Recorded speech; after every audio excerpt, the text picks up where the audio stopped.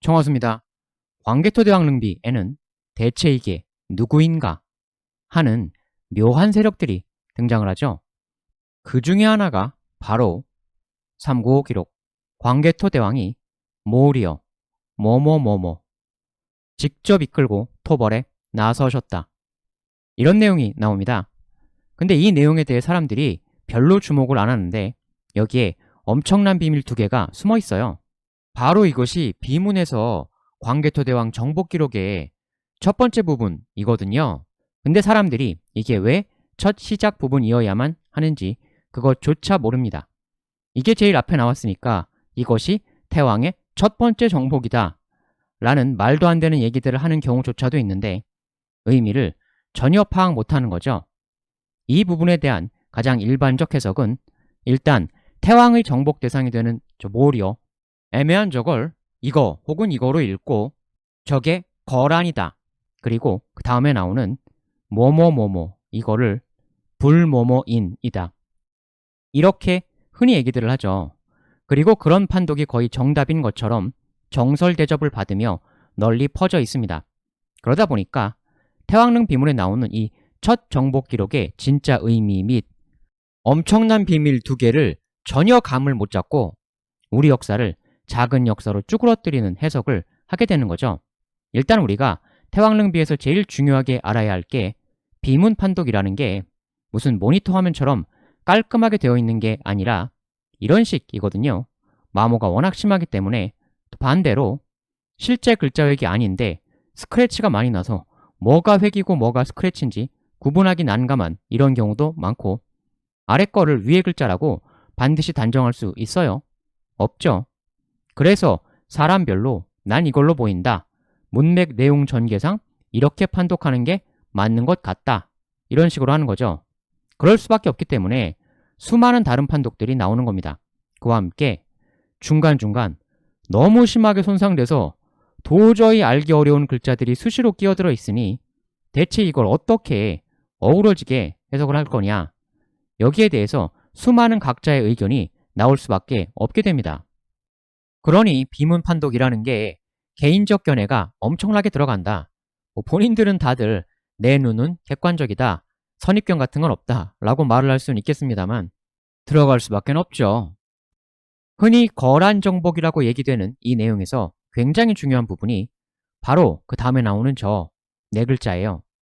저 뭐뭐뭐뭐 네 글자는 광개토대왕이 이 모려를 정벌해야만 하는 그 이유에 해당하는 내용인데 불모모인이 제일 널리 알려지고 사람들도 정답으로들 알고 있습니다.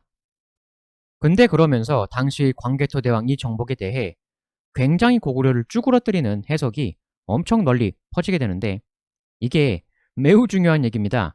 이 작은 거 하나로 얼마나 큰 역사가 왔다 갔다 하는지 좀 이따 알게 되실 텐데 저 손상된 글자를 일단 불모모인로 한 다음에 그걸 이런 식으로 많이들 해석을 해요.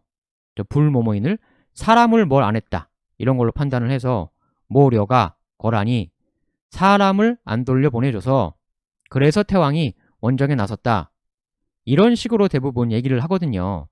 그러면서 그게 현재 거의 독보적인 정설 대접을 받고 있습니다. 근데 이 해석이 무슨 문제를 일으키냐면 이게 지금 태왕 5년차 기록이잖아요. 그런데 한국사기에 보면 왕이 된 그의 기록 원래 광개토대왕 원년은 더 정확한 사료인 비문상 391인데 한국사기임 1년 뒤로 밀려서 392라고 돼 있어요. 그럼 391 혹은 392인데 여기에 이제 이런 게 나옵니다. 9월에 북쪽으로 거란을 정벌하고 500명을 포로로 잡았다. 또 빼앗겼던 고구려인 10,000명을 불러 이끌고 돌아왔다. 이게 나오는데 여기 보면 끌려갔던 고구려인을 도로 데리고 돌아왔다. 이런 게 나오죠. 그래서 이 사람 데리고 왔다. 이걸 갖고 이거랑 연결을 시키는 거예요.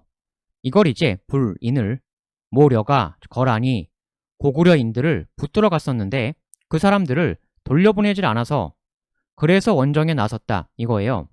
그걸로 단정을 하고 해서 그게 이거다. 그러면서 심지어는 무슨 얘기까지 하게 되느냐.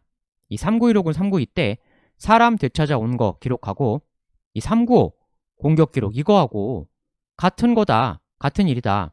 이런 얘기들도 엄청나게 많이 나오게 됩니다.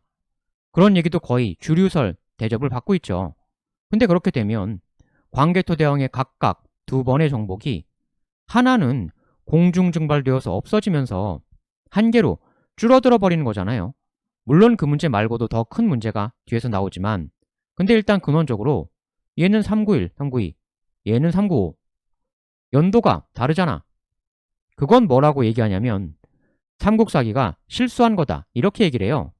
395 때 기록을 실수로 원년 내용으로 넣은 거다 이러는 거죠. 그래서 광개토대왕이 5년차 이전까진 정복을 한 적이 없다 이렇게 연결을 시켜버리는 겁니다. 그래서 그 이전인 1, 4년차 안에 그 여러 광개토대왕 정복은 다 오류다 이러고 있는 거예요. 해서 그러한 해석이 맞는 것이냐 굉장히 대접을 받고 있는데 그건 이제 역사를 본인 고정관념을 딱 답으로 정해놓고 되려 본인 고정관념하고 안 맞으면 실제 사료를 틀렸다고 해버리는 그야말로 주객전도 사고방식이죠. 그런 말들도 해요. 태왕이 왕 됐을 때가 겨우 18, 19 그런 데인데 어떻게 왕 되자마자 그런 엄청난 정복들을 마구 할 수가 있느냐. 그래서 1, 4년차 때까지의 삼국사기 정복은 다 뻥이고 5년차 때 되어서야 겨우 시작했다 이러는 거죠. 근데 이게 현대식 사고인데 예전 18은 충분히 어른입니다. 그리고 나이에 따른 인간 능력은 사람마다 다른 거죠. 혹시 삼국사기에도 이 거란 정복이 첫 번째로 나오는 정복 기록이다. 그래도 그게 증거는 안 되겠지만 이쪽에서도 처음 나오는 거고 저쪽에서도 처음 나오는 거니까 연도 오류 났을 뿐 같은 일이다. 이러면 조금 더 억지를 부려볼 수도 있긴 할 텐데 삼국사기 저 거란 정복은 두 번째 나오는 정복 기록이에요. 그러니까 공통적으로 양쪽 다 첫 번째인 것도 아닌 거죠. 태왕릉 비문은 어디까지나 태왕의 모든 승리를 전수 기록한 게 아닌 그럴 수도 없고 레전드급 승리만 추려서 기록한 거거든요. 마치 모든 운동선수가 다 명예의 전당에 오를 수 없는 것처럼 명예의 전당에 기록된 선수만 선수였고 그 외 선수는 존재하지 않았다. 이건 말이 안 되죠. 그 이상한 얘기마저 널리 통하게 된 결정적 기여를 한 이 뭐뭐뭐뭐 불뭐뭐인 사람 붙잡아 간 거 안 돌려줘서 원정 간 거다 라고 하는 그 주류적 해석이 아주 기초적인 논리적 생각만 해도 틀린 게 명백합니다. 즉 저때의 광개토대왕 정복은 빼앗긴 사람 되찾아오러 갔던 게 전혀 아니에요. 전혀 다른 이유로 했던 정복이에요. 광개토대왕이 정복한 진짜 이유 그건 아주 쉽게 알아낼 수가 있습니다. 사람 안 돌려보내줘서 원정 갔다라는 게 왜 말이 안 되냐면 모려 공격 갔다 이 다음에 이 공격에 대한 승리 전과 결과가 무슨 얘기가 나오냐면 원정 루트 설명 및 밀어버린 적 규모 언급 이후에 노획한 소말량, 동물, 가축을 엄청나게 획득해왔다. 이런 얘기가 이 원정의 결과로 나오거든요. 그럼 어떻게 되는 거예요, 얘기가? 지금 공격의 결과가 가축, 동물 아닙니까?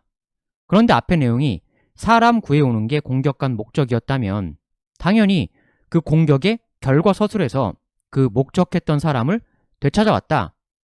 왜 이 얘기가 단 한마디도 안 나옵니까? 사람 언급은 한마디도 없잖아요. 아니 글이라는 게 이 일의 목적, 임무, 퀘스트 내용을 제시했으면 추진해서 그 퀘스트를 달성 이렇게 돼야죠 당연히 글이.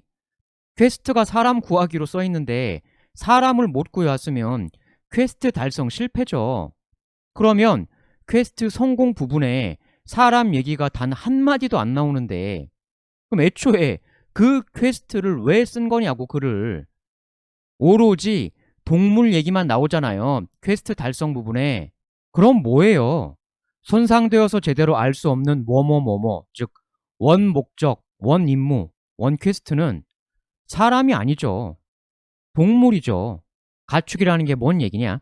쉽게 설명 가능하죠.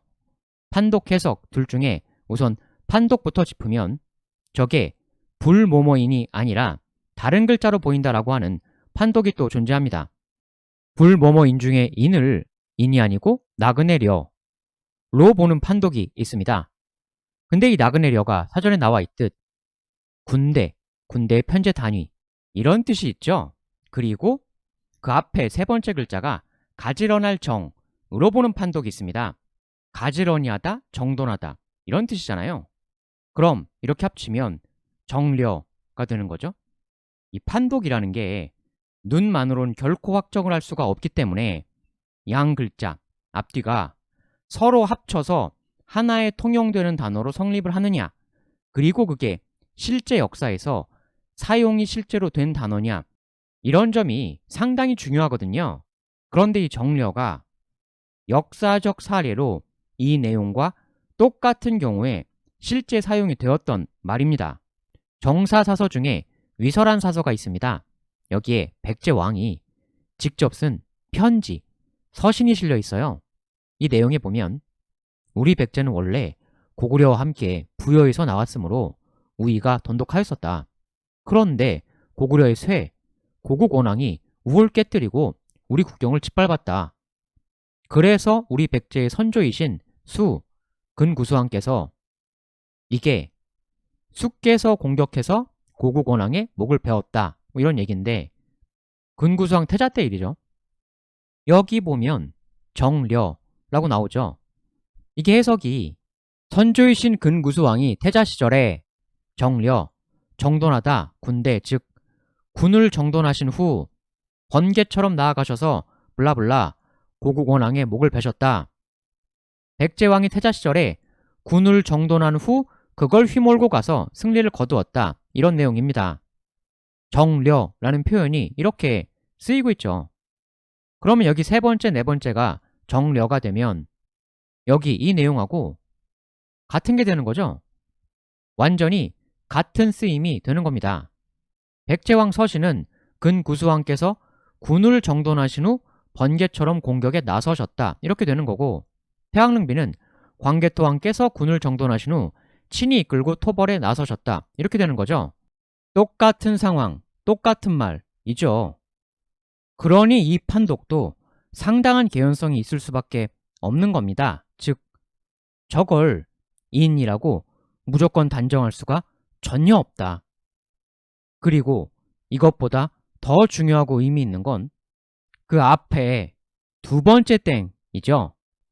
이 땡을 바칠공으로 보는 판독이 있습니다. 그 맨 앞에 불도 저게 바칠공이다, 그런 판독도 있어요. 그러면 원래 정설이라는 사람 안 돌려보내줘서 구하러 간 거다는 논리전개상 말이 안 되는 얘기였는데, 첫 번째를 불로 보고 두 번째를 바치다로 보는 이 판독에 의하면 그럼 사람을 불한 게 아니라 바치는 걸 불해서, 즉 공물, 조공을 제대로 안 바쳐서 그래서 공격한 것이다, 이렇게 되는 거죠. 불공은 그런 말이 되는 겁니다. 모려가 감히 우리 고구려한테 조공을 제대로 안 바쳤기에 그래서 군을 이끌고 공격 갔다, 이런 해석이 되게 되는 거죠. 이게 훨씬 더 합리적 해석이죠. 왜냐하면 지금 승리의 결과물이 사람이 아니라 동물이잖아요. 즉 공물이죠. 유목 세력이 공물 바친다면 뭘 바치겠어요? 당연히 소말량이죠. 이 내용의 결과값, 이 공물이니까, 그러니 우리 고구려한테 공물 안 바쳐서 혼내주려고 쳐들어갔다. 이게 훨씬 더 논리적인 해석이죠. 달성된 퀘스트가 제시된 퀘스트인 거죠, 당연히. 달성에선 이런 반구 언급도 안 되는 퀘스트를 어떻게 정답 퀘스트라고 밀어붙이냐고. 무슨 근거로? 사람 구출하러 간 거라는 걸 뒷받침하는 근거가 내용상 하나도 안 나오잖아요. 그냥 고정관념만이 근거인 거죠. 이게 작은 요소 같지만 이 부분이 우리 역사에 왜 엄청나게 중요하냐. 이게 붙들어간 사람 안 돌려보내줘서 갔다 하고, 우리한테 바칠 조공 안 바쳐서 혼내주러 갔다 하고, 고구려의 위상이 하늘과 땅 차이죠. 1번은 고구려가 당하는 입장인데 상대가 붙잡아간 고구려인도 안 돌려보내준다. 고구려를 우습게 보는 거죠. 무시하는 거죠. 비웃는 거죠. 안 돌려보내주면 니들이 어쩔 건데. 즉 이 해석은 고구려를 별 볼 일 없는 무시나 당하던 그런 존재로 역사적으로 만드는 해석인 거죠. 반면에 2번은 무시의 정반대로 주변국에게 공물을 상납받던 북방의 패권 국가였다는 얘기가 되는 거죠. 국민 빼앗기고 무시나 당하던 나라였냐, 주변국들이 공물을 바치며 복종해야만 했던 대패권 국가였냐, 이 엄청난 역사의 차이가 이 디테일 하나로 완전히 달라지는 거죠. 저 몇 글자가 그렇게 거대하게 역사를 왔다 갔다 하는 거예요. 고구려라는 나라의 성격, 위상 자체를 하늘과 땅으로 바꿔버리는 거죠. 원래 매사가 디테일이 모든 걸 결정하는 거거든요. 계약서의 저 귀퉁이, 깨알 같은 글자 몇 개가 나중에 몇 천만 매덕 왔다 갔다 하게 하잖아요. 역사도 다를 거 없어요. 주변국에서 고구려한테 바치면서 복종했다는 역사적 사실, 고구려가 엄청나게 실질적 조공을 받으며 강력한 힘을 휘둘렀던 대패권 국가였다는 그 역사가 그대로 없어지는 건데, 뒤에 나오는 말의 내용상 똑바로 안 바쳐서 태왕께서 군을 이끌고 직접 출격하셔서 혼내주시고 그들이 바쳐야 했던 공물을 싹 걷어오셨다. 퀘스트 달성이다. 이렇게 해석하는 게 당연히 논리적으로 앞뒤가 맞는 해석임에도 사람들이 그 사실을 모르잖아요. 국민 뺏기고 안 돌려주는 무시나 당하다가 그 사람 구출하러 갔다. 이렇게만 다들 알고 있잖아요. 논리적으로 전혀 안 맞는 건데 정답이라고 주입받으니까 그냥 정답인 줄 알게 되는 거죠. 작은 디테일이라고 대충대충 하다간 망하는 거죠. 합리적으로 우리가 마땅히 가져야 할 역사를 잃게 되는 겁니다. 하물며 더 나아가 아까 이거랑 연결을 해서 무려 5년차 기록을 삼국사기 원년 기록하고 같은 일이었다 이렇게 해버리면 실제로 사람 되찾은 건 5년차 때였다는 거니까, 그 설이면 고구려란 나라는 태왕 5년차 때까지 국민 빼앗아가고 안 돌려줘도 되는 그런 호구나라였다는 게 되는 거죠. 반면에 별기의 정복이라고 하면 뺏긴 문제는 광개토대왕 왕 되자마자 그해 바로 해결했고 곧장 정복자 모드로 전환했다 이렇게 되는 거죠. 그러면서 왕 5년차 되었을 때는 이미 대패권국, 거의 황제국적 위치에 올랐다는 얘기죠.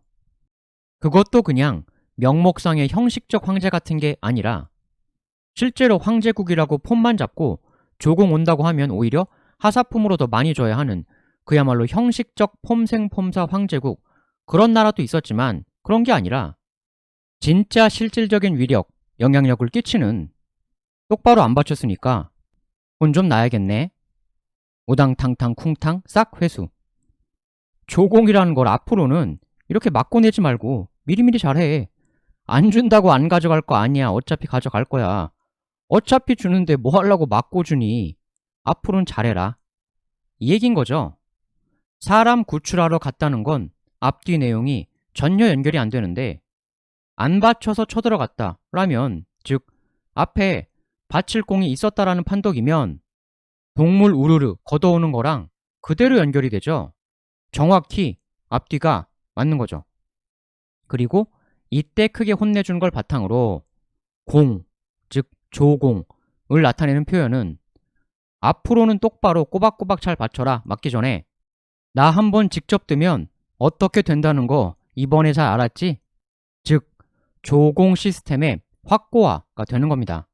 그러니까 국민 뺏기고 무시당하다 갔다는 게 논리적으로도 성립 안 되고 판독적으로도 충분히 다른 판독이 있음에도 사람들에겐 고구려가 무시나 당하던 나라였다 라는 내용만이 알려지게 되고, 더 나아가 그걸 기반으로 사실은 연도도 다른 전혀 별개의 각각 정복인데 그걸 하나로 중복 처리까지 해버리면서 주변국이 막대하게 바치면서 고구려를 실질적 상국으로 모셨다는 그 역사적 사실이, 최소한 광개토대왕이 그렇게 만들었다는 역사적 사실이 고구려가 폼잡기 형식적 황제 같은 걸 넘어서는 실질적 북방의 대패권 국가였다는 그 역사가 없어져 버리게 된 거죠. 단 몇 글자에서 벌어진 비논리적 해석이 우리가 당연히 누려야 할 역사를 그대로 공중증발시켜 버린 겁니다. 근데 이게 끝이 아니라 이것보다 훨씬 더 어마어마한 내용과 이 거란 정복이 연결이 됩니다. 그 역시 우리가 완전 잘못 알았던, 그래서 완전히 잃어버렸던 역사인데 그 실체를 알려주는 것이 바로 이 다음에 나오는 내용이에요. 그게 바로 그 유명한 신묘년조 기록입니다. 이게 엄청난 얘기랑 이제 연결이 되는 건데요. 신묘년이라는 건 391이죠. 그러니까 지금 시간을 거꾸로 거슬러 올라가서 역순으로 얘기를 하고 있는 거죠. 근데 사람들이 매우 크게 착각을 하는 게 태왕릉비의 신묘년조 이거도 역시 광개토대왕의 정복 기록이거든요. 너무나 많은 사람들이 신묘년 391 기록은 외의 정복 활동을 기록한 거다 이렇게 알고 있어요. 근데 전혀 아닙니다. 신묘년 기록도 신묘년에 광개토대왕이 정복한 기록을 남긴 겁니다. 그러니까 비문에 제일 처음 5년차 395 정복 기록 나오니까 395 때가 태왕의 첫 정복이다 라는 건 전혀 아닌 거죠. 그럼 왜 395를 391보다 앞에 썼을까? 이 문제의 신묘년조 기록을 제대로 해석을 할 줄 알면 왜 395를 먼저 앞에 썼는지 그 원리를 정확하게 이해할 수가 있어요. 그리고 이 신묘년조의 비밀을 정확히 풀면 이 395 태왕 모려 정복에 더 크게 감춰진 비밀도 절로 풀리게 됩니다. 시간을 역으로 다시 거슬러 올라가서 이제 나오게 되는 391, 즉 신묘년이 뭔 일이 있었던 해입니까? 바로 광개토대왕이 왕이 된 해이죠. 395가 5년차니까 당연히 그렇겠죠. 바로 그 왕이 된 해의 기록, 비문에 이 신묘년 기록이 거의 무려 100년 가까이 아주 대풍파를 일으켜왔고 아직까지도 엄청나게 설왕설래하는 그 기록인데, 근데 사실은 이거에 대한 정확한 해석은 너무나 간단한 거였죠. 백잔, 백제, 신라, 구시, 송민, 유래조공. 백제, 신라는 예로부터 우리 고구려의 송민이어서 조공을 해왔다. 여긴 이견의 여지가 없고, 근데 그 다음 기존의 사람들이 해오던 그 어이없던 문장 해석은 이 외이 신묘년, 외가 신묘년 391에 레도 해파 백잔 신라 이위신민, 바다 건너와서 백제를 격파하고 신라를 외의 신민으로 삼았다 라는 어처구니 없는 해석들을 오랜 시간 해왔었죠. 완전 코미디 같은 해석인데, 근데 그럼 올바른 맞는 해석은 뭐냐? 몇 년 전에 이미 저한테 설명 들으신 분들도 있겠지만 못 들으신 분들도 계실 테니까 간단하게 짚고 넘어가면, 한문은 띄어쓰기가 없으니까 비문엔 당연히 모든 한자가 다 쭉 붙어 써 있는 거죠. 그럼 어디를 끊어 읽느냐 이게 중요한데 지난 거의 100년간 어처구니 없게 그걸 제대로 못했던 거죠. 사실 너무 간단한 건데 한문이 끊어 읽기에 따라 똑같은 문장이 얼마나 다른 해석이 나오냐면, 이런 문장이 있다고 하면 이 문장의 배경 상황이 나이 80 먹은 노인이 뒤늦게 아들을 낳았는데 얼마에 사망했다, 이런 배경이에요. 재산이 많았는데 이런 유언을 한문으로 남긴 겁니다. 근데 늦둥이 그 아들 말고 이 사람에겐 이미 딸이 오래전부터 있었고 또 그 딸은 남편도 있었어요. 이 딸과 딸의 남편은 나이가 많죠.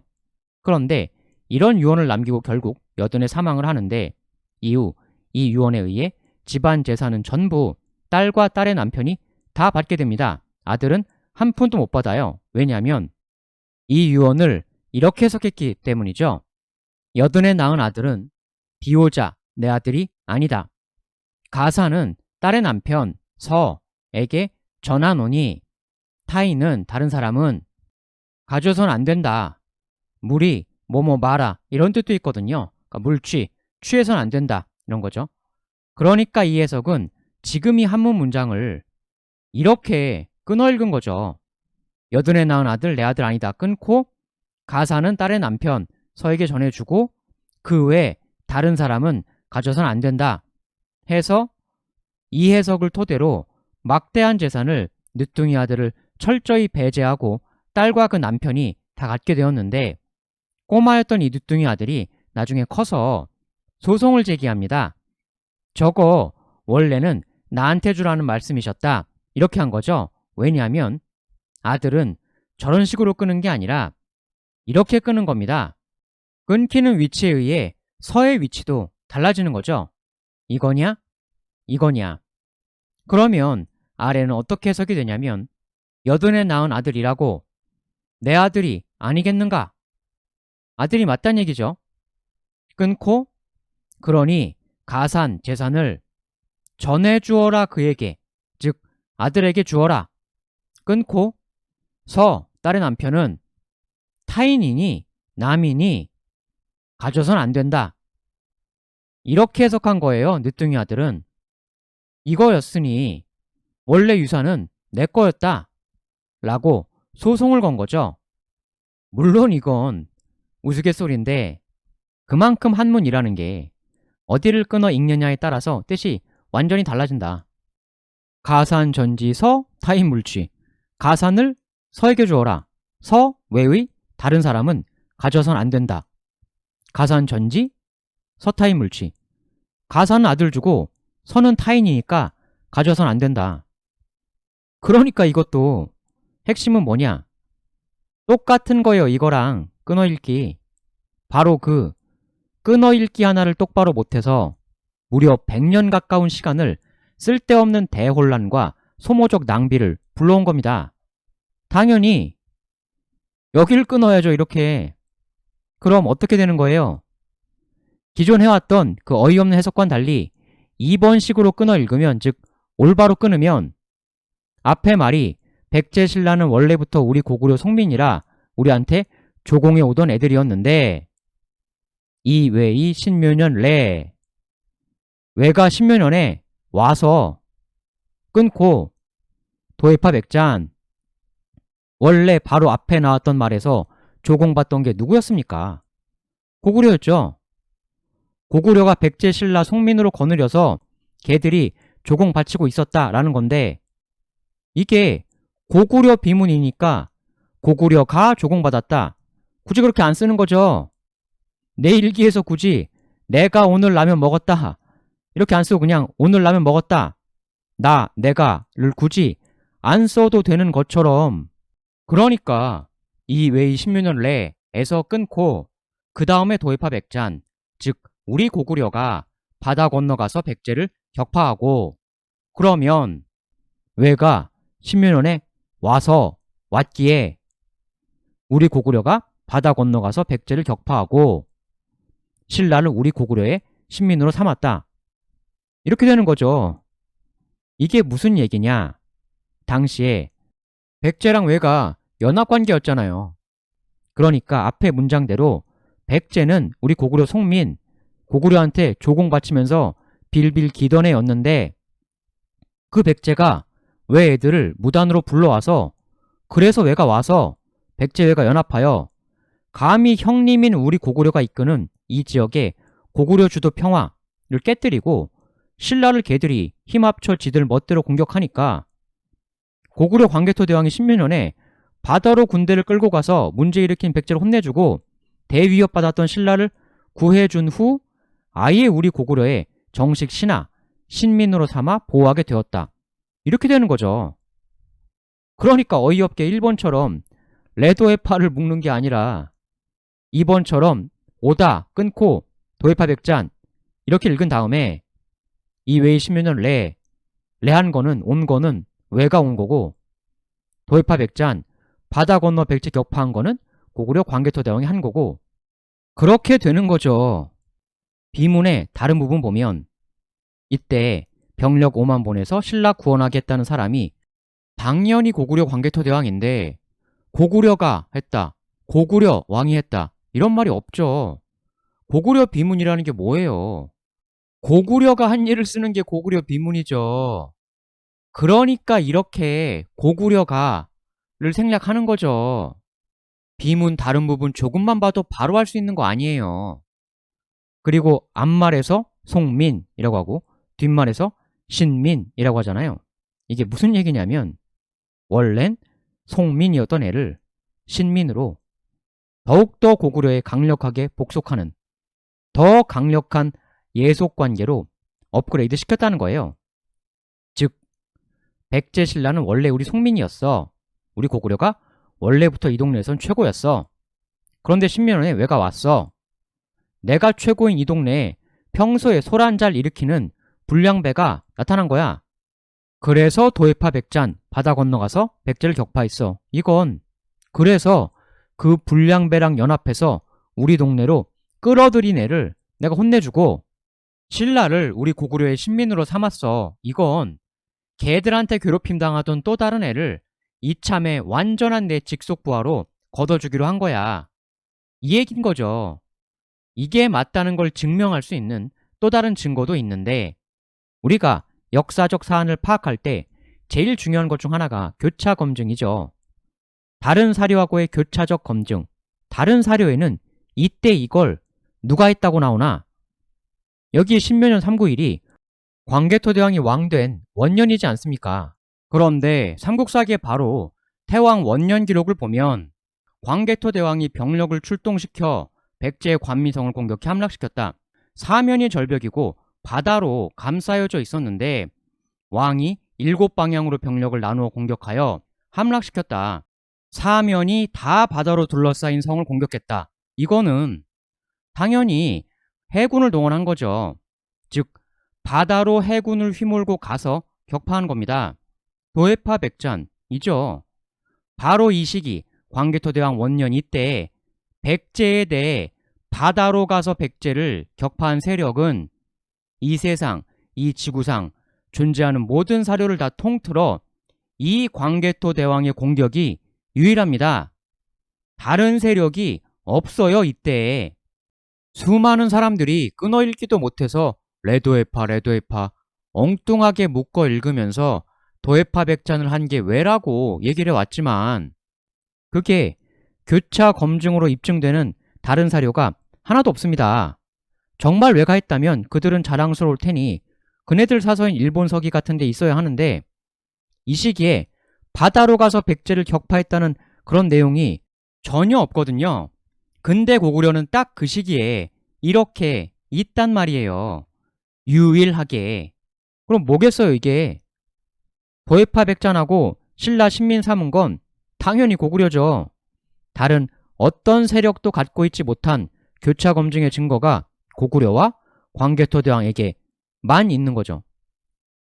여기에 더해 추가로 당연히 논리적으로 생각들을 해야 하는데 백제 신라가 원래 우리 고구려한테 조공 바쳤다. 이 얘기는 만약에 그 조공 바치는 송민 애들을 다른 애한테 뺏기면 내가 그동안 쭉 걔네한테 상납 받아왔던 그 상납품을 이제 못 받게 되는 거잖아요. 즉 뺏기는 거죠. 내 소유물을. 그러니까 당연히 원래 고구려 송민이라고 나오는 백제 신라를 외가 격파하고 지들 신민으로 삼았다고 썼던 거면 그걸 고구려 광개토대왕이 그 외를 가만 내버려두면 됩니까?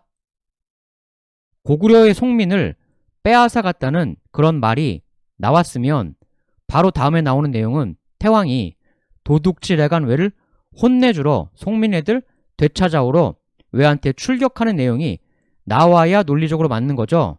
그래야 앞에서 그런 글을 쓴 동기가 되는 거죠. 그런데 이 바로 다음 내용은 백제를 혼내주러 가는 내용이 나온단 말입니다. 그러면 기존의 문장 해석이라는 그 말대로면 외가 도해파 백잔 한 거면 백제는 격파당한 피해자인데 그럼 백제는 잘못한 게 없죠. 그냥 외한테 공격당한 피해자가 되는 건데 근데 왜 그런 백제를 혼내주러 출격하는 내용이 바로 다음에 이어져서 나오냐고. 논리적으로 전혀 말이 안 되는 거죠.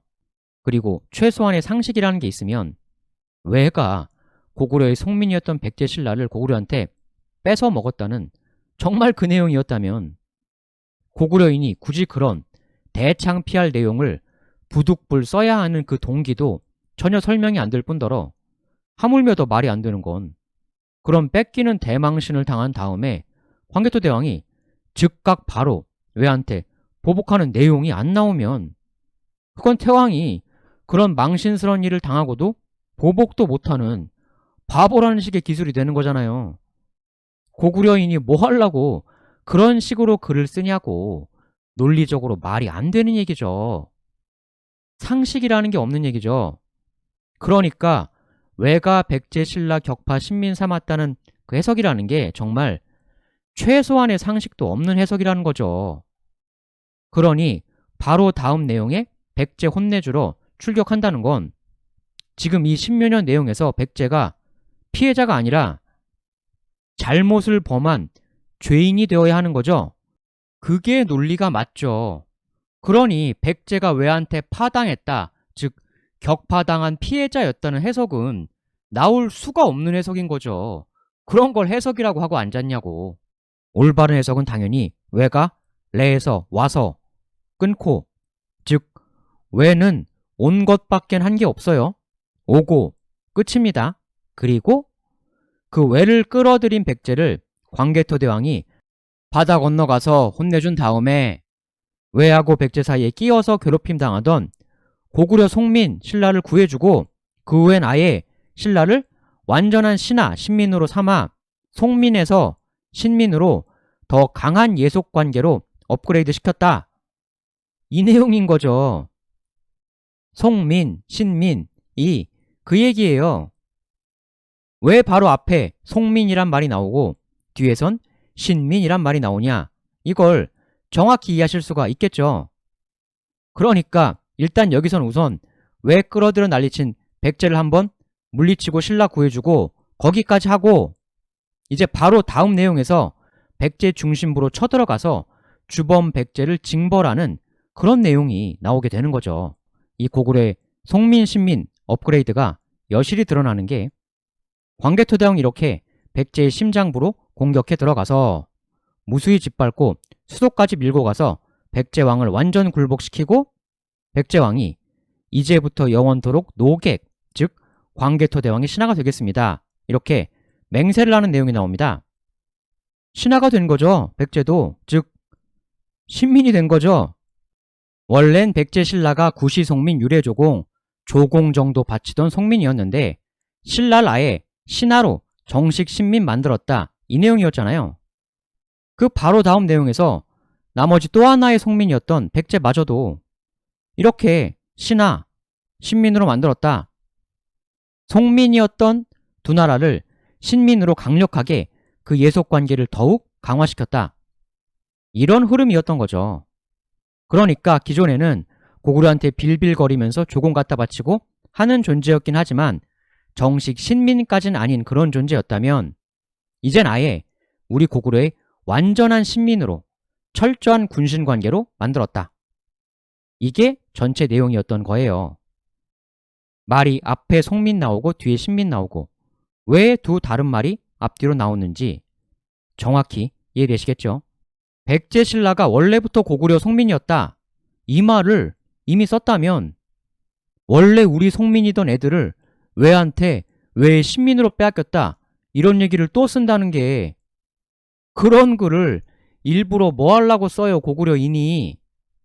이게 지금 장수왕이 내 아빠 자랑하려고 만든 빈데 설령 그런 뺏기는 일이 있었어도 숨겨야 하는 그런 자랑빈데 뭐 하려고 그렇게 쓰며, 그렇게 썼다는 게 말이 1%도 안 되지만 설령 그렇게 썼다 한들 그러면 당연히 내 송민 빼앗아간 왜한테 공격을 떠나야죠. 왜 백제로 공격을 떠나며 또 송민 빼앗긴 대창피를 준 왜한테 그에 대한 징벌, 보복 공격하는 내용도 안 쓸 거면 애초에 뺏겼다는 얘기를 왜 씁니까? 뺏겼다는 말은 썼는데 그 뺏긴 것에 대한 징벌, 보복 얘기를 안 쓰면 그럼 장수왕이 본인 아빠를 대창피당하고 복수도 못하는 바보로 만드는 건데 나는 그런 바보 아빠 아들이에요 하는 건데 장수왕이 왜 그런 식으로 글을 쓰냐고. 제정신이면 당연한 얘기 아닙니까? 비문의 이 이후 더 나중 내용을 보면 더 쉽게 진실을 파악할 수 있습니다. 나중에 왜가 또 신라 쳐들어와서 신라왕이 광개토 대왕에게 왜가 쳐들어와서 노객, 즉 광개토 대왕의 신하인 저를 왜의 민으로 삼으려 합니다. 도와주십시오. 이런 말을 하는 내용이 나오거든요.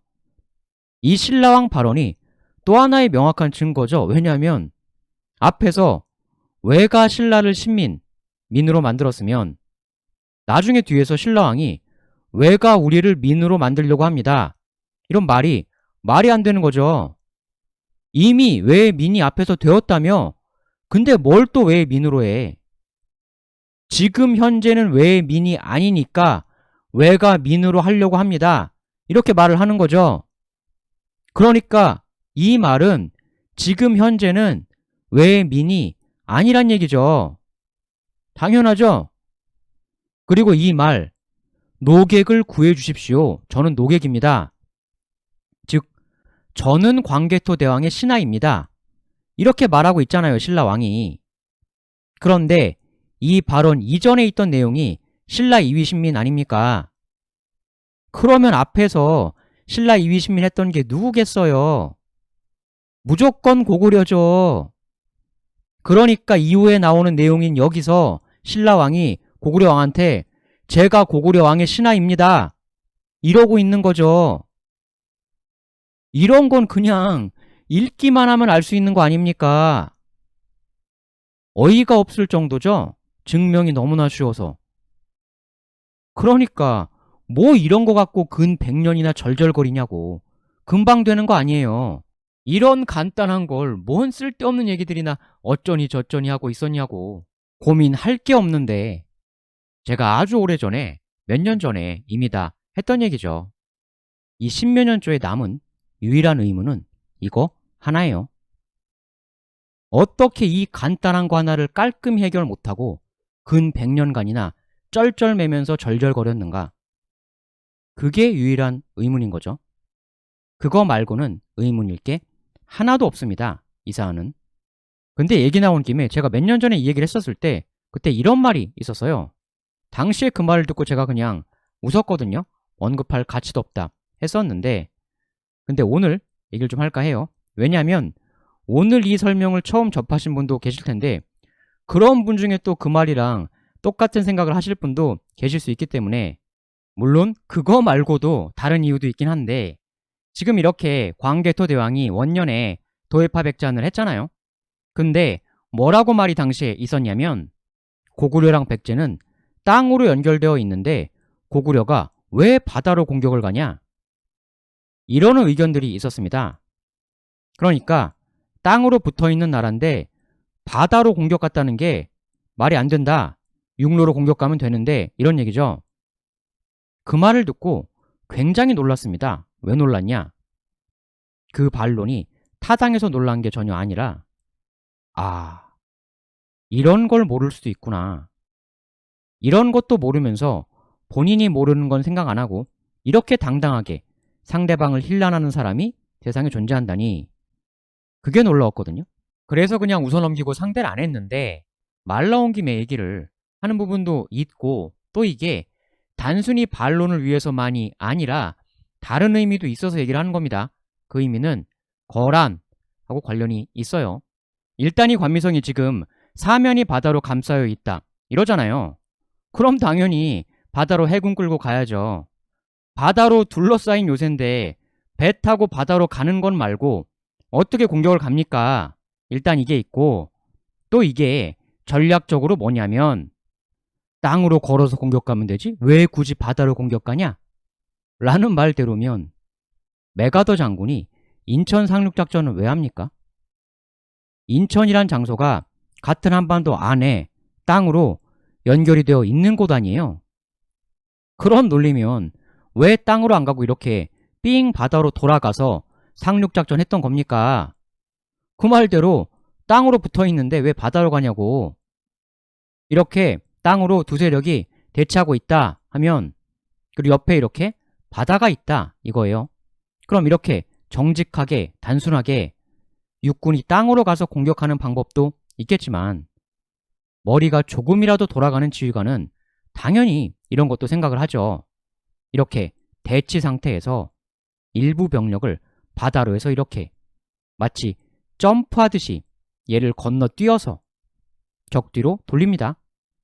그럼 군대에 있어 가장 중요한 보급은 당연히 해당 군이 뒤에서 이런 식으로 들어오겠죠.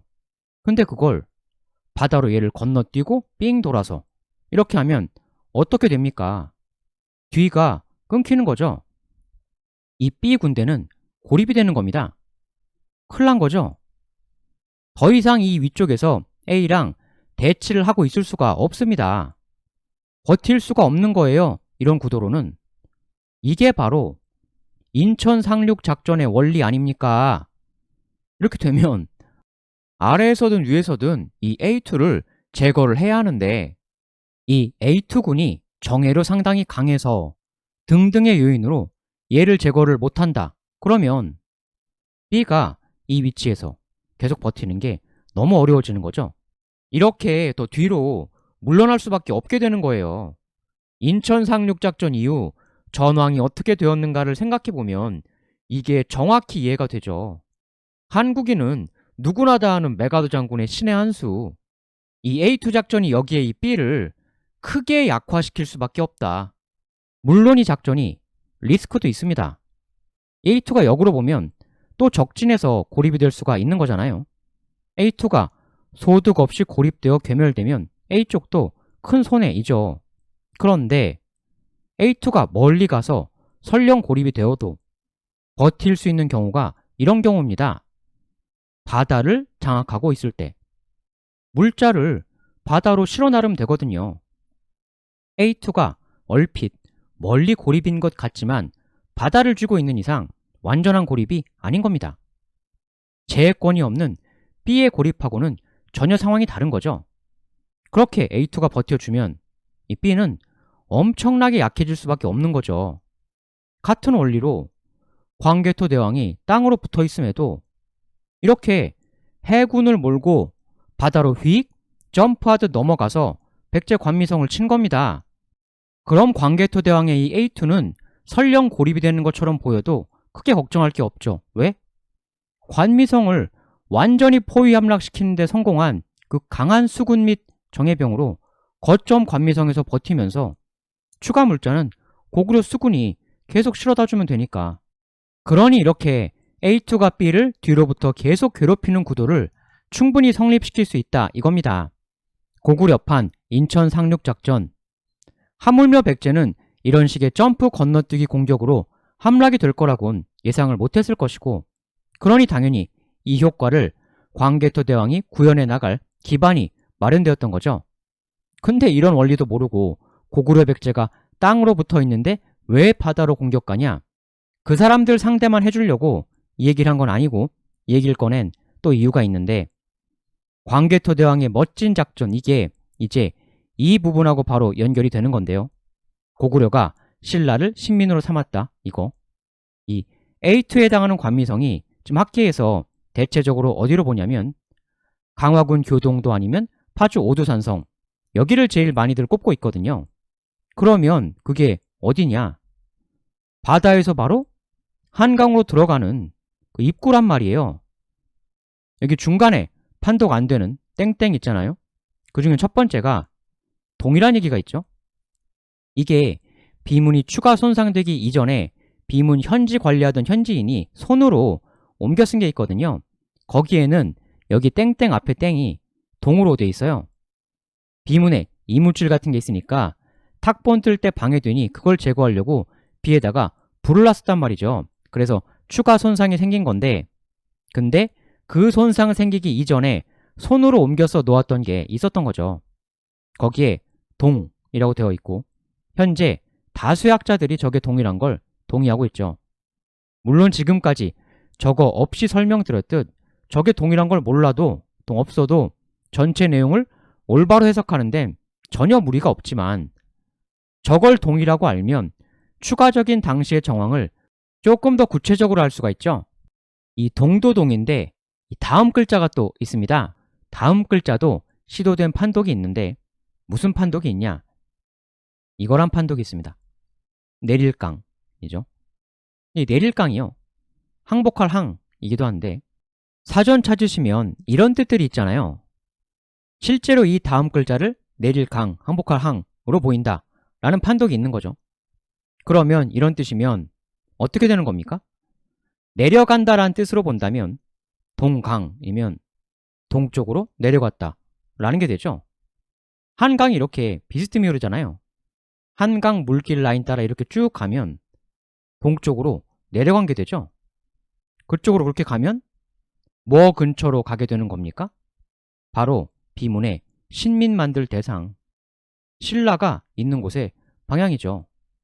이것도 있고 아니면 이런 뜻도 있죠. 거의 대동소이한 말들인데 이 중에 항복시키다, 굴복시키다 이런 거면 백제를 도입하, 격파하고 난 후 신라가 동쪽에 있잖아요.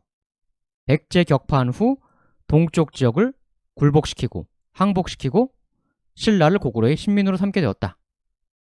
이것도 가능하고 또 제압하다 라면 고구려가 백제를 격파하고 동쪽을 제압해서 신라를 신민으로 삼았다. 이게 되는 거죠. 동쪽을 제압하다라는 게 지금 이거 앞에 나온 말이 왜가 왔다 는 거 아닙니까? 왜가 오면 동쪽 지역에 올 수밖에 없죠. 당연히. 그럼 왜가 온 그 동쪽 지역에 걔가 와서 매우 안 좋은 난리가 나고 있는 거잖아요. 그럼 그 동네에 난리가 났다 라는 말을 했으면 그 다음에는 뭔 내용이 나와야 합니까? 당연히. 지금 이 비문이 광개토 대왕을 주인공으로 하는 히어로물인 거죠. 그의 영웅담을 쓰고 있는 거니까 히어로 영화에서 외계에서 악당이 지구에 왔습니다. 그래서 지구가 난리가 났습니다. 근데 그렇게 난리 나고 끝. 난리 난 그 상태로 모든 스토리 다 종료. 그런 히어로물이 있습니까? 그런 영웅담이 있어요? 말이 안 되는 거죠. 이야기 서술을 그런 식으로 쓸 수는 없는 겁니다. 당연히. 하물며 이런 국가적으로 대단히 중요한 영웅담을 그런 식으로 쓴다는 건 있을 수가 없는 일이고 1부, 2부 나눠서 온 외계인을 쫓아내서 일단 우리 사는 지구를 구하고 2부에서 외계인의 본거지로 쳐들어가서 복수를 한다. 이런 식으로는 할지언정 일단 외계인이 나타난 이번 편에서는 그 온 외계인을 쫓아내는 돌려보내는 것까지는 반드시 해야 하는 거죠. 왔으면 쫓아내고 걔가 왔던 장소를 다시 깨끗하게 정리하는 내용이 반드시 있어야 하는 겁니다. 하물며 좀 왔다 그 바로 앞에 쓰고 있는 내용이 뭐예요? 신란 예전부터 우리한테 쭉 조공해 오던 애들이다. 즉 내 말 잘 듣고 잘 바치던 동생이다 라는 말을 썼죠. 이 말을 왜 썼겠어요? 사고를 해야죠. 내 말 잘 들어온 내 동생 신라 라는 말을 쓴 이유. 왜가 오면 당연히 내 동생 신라를 괴롭히러 온 거죠. 아니 뭐 하려고 옵니까? 그럼 나는 뭘 해야 돼요? 당연히 그 동생 괴롭히러 온 빌런을 도로 가게 쫓아내야죠. 즉 일단 온 거를 정리하는 내용이 나와야죠. 아니 세상 어느 히어로물이 히어로 동생이 등장인물로 나와. 그런데 그 동생을 누가 와서 괴롭히는데 주인공이 아무것도 안 한다. 주인공이 그 사태에 대해 정리를 못할 거면 애초에 동생이다 라는 말은 왜 쓰고 그 동생 괴롭히러 온 빌런이라는 내용을 왜 등장시키냐고. 이 아빠 자랑비에. 왔으면 일단 쫓아내서 우선 그 동생을 괴로움으로부터 구하는 내용이 나와야죠 무조건. 근데 이 신묘한 내용이 여기가 끝이잖아요. 이게 다잖아요. 그럼 온 개를 되돌려보내서 동생을 구하는 내용이 있어야 하는데 있을 때가 어디밖에 없어요. 여기서 땡땡밖에 없죠. 그러니까 땡땡은 무조건 온외를 정리하는 내용일 수밖에 없는 거죠. 근데 외가 온 곳이 신라 있는 동쪽 지역이잖아요. 그럼 거기를 정리하려면 내가 어떻게 해야 돼요? 그리로 가는 수밖에 없죠. 안 가고 정리할 방법이 있어요? 무슨 미사일 쏩니까? 안 가고 정리할 방법이 없죠. 그러니까 저 땡땡은 무조건 고구려군이 신라 있는 동쪽으로 갔다. 가서 정리했다.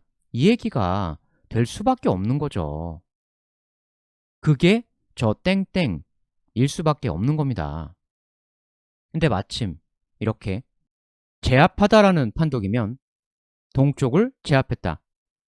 빌런이 온 그 동네로 가서 제압했다. 정리했다. 딱 그렇게 되는 거죠. 빌런이 왔다. 빌런 온 곳으로 가서 그걸 정리했다. 중간에 도입한 뭐예요? 정리하러 그쪽으로 가야 하는데 가는 길이 어떻습니까? 중간에 백제가 끼어 있어서 방해물이 되잖아요. 세컨드 빌런 외를 불러들인 주범 퍼스트 빌런 백제가 방해물이 되고 있는 거죠. 가는 길에. 그러면 당연히 얘부터 격파하는 내용이 먼저 나와야죠. 그래야 갈 수가 있죠. 해서 백제 먼저 격파하고 동쪽으로 가서 온 빌런 외 물리치고 그곳을 제압해서 구조 정리 완료. 이렇게 히어로의 우선 과업을 수행한 후 간 그곳에 약자 불쌍한 신라를 고구려 신민 삼아 보호해주게 되었다. 이렇게 되는 거죠. 무조건 이 내용일 수밖에 없는 거죠. 저 동 다음 글자를 강항이 아니라 깨뜨릴 파로 읽는 판독도 있습니다. 뭐 깨뜨리다 처보수한데 이것도 마찬가지죠. 지금 외가 왔다. 도둑이 왔다. 그럼 당연히 온 도둑을 격파해야죠. 도둑이 와서 격파했다. 외가 와서 격파했다. 파. 큰 뜻은 바뀔 게 없죠. 온 외를 물리치고 외가 온 지역에 대해 거길 정리한 내용일 수밖에 없다. 1. 빌런 정리 도입하 백잔 2. 빌런 정리 땡땡. 그러니까 사실 저 땡땡 두 글자 다 몰라도 아무 상관없는 거죠. 이 글자 맞네 저 글자 맞네 할 필요도 없는 겁니다. 고구려 왕이 신라 왕을 신하로 삼는 건 너무나 당연한 겁니다. 왜냐하면 한국 사기 대무신왕이 그를 봉하여 왕으로 삼고 연납을 뒀다. 이렇게 고구려 왕이 왕을 임명해주고 있죠. 고구려 왕은 왕 위의 왕, 태왕 이기 때문이죠. 즉 황제격이니까. 고구려를 황제국이었다라고 하면 무슨 국수주의냐 뭐 그런 말들을 하는데 그건 무지해서 그러는 거고 황제국 격이었던 게 명백하죠. 역사 기록이 증명을 해주고 있잖아요. 왕을 신하로 임명해주고 있잖아요.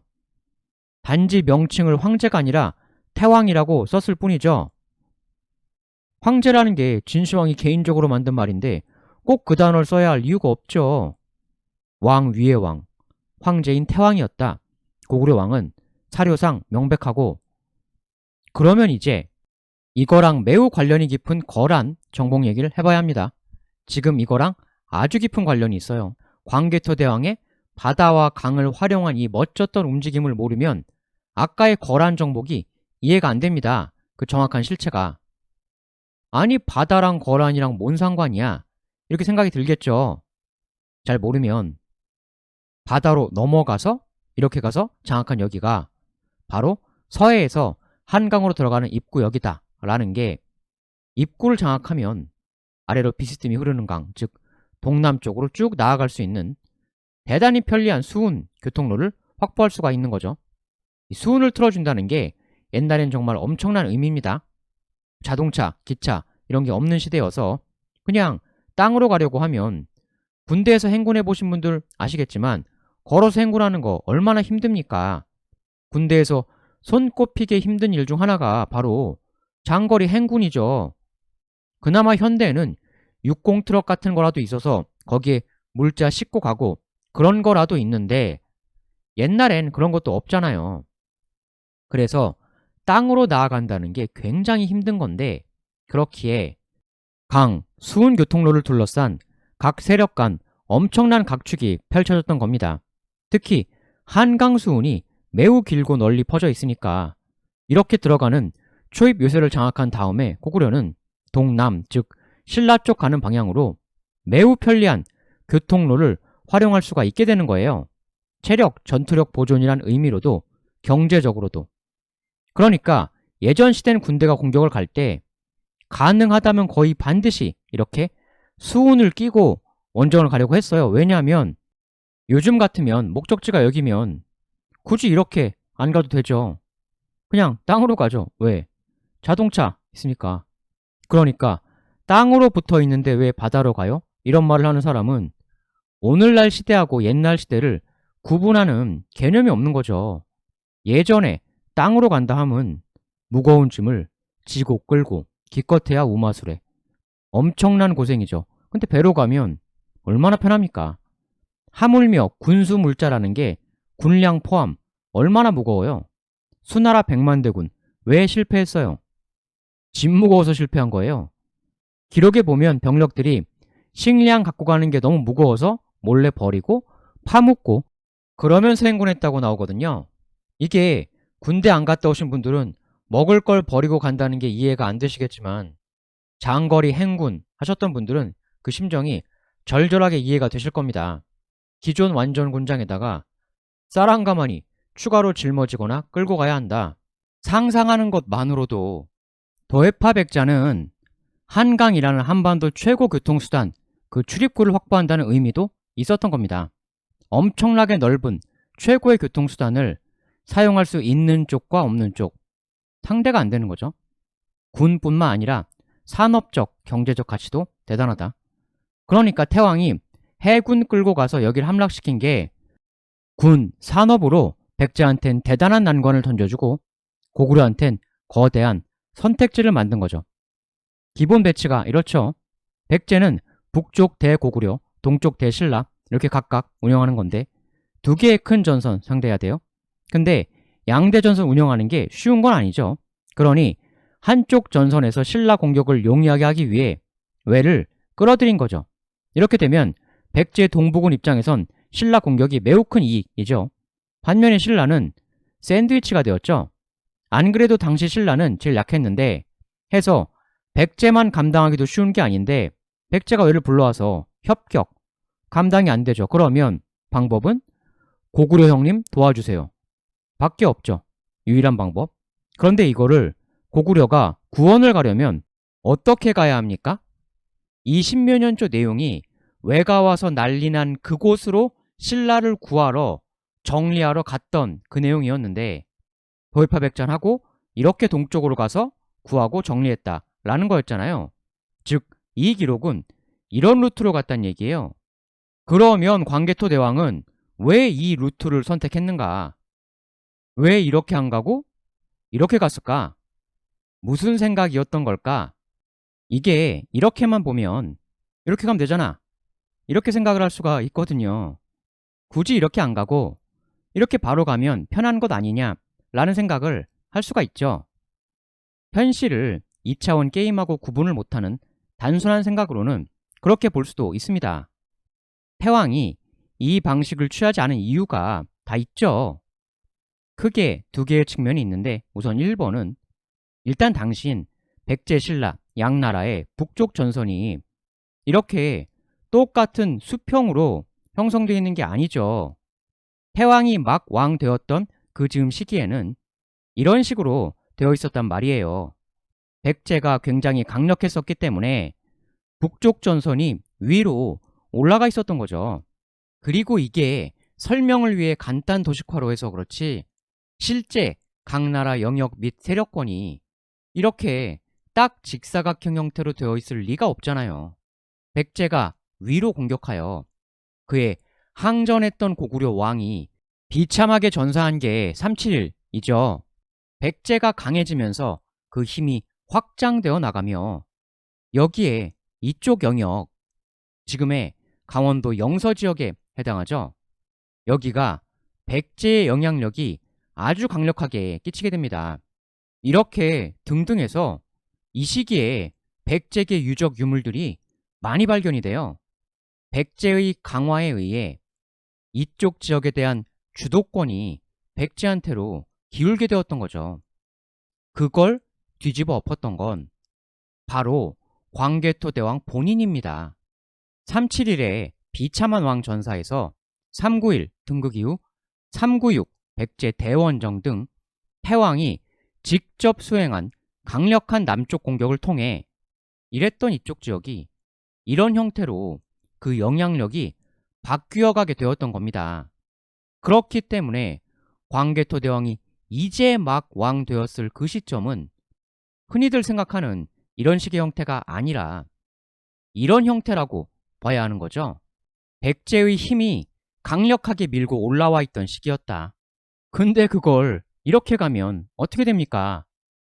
그럼 이렇게 위로 솟아올라 있는 백제 군세가 백제의 의도를 부수러 이렇게 가는 걸 그냥 멍하니 내버려둬요? 그럴 리가 없죠. 당연히 이렇게 되겠죠.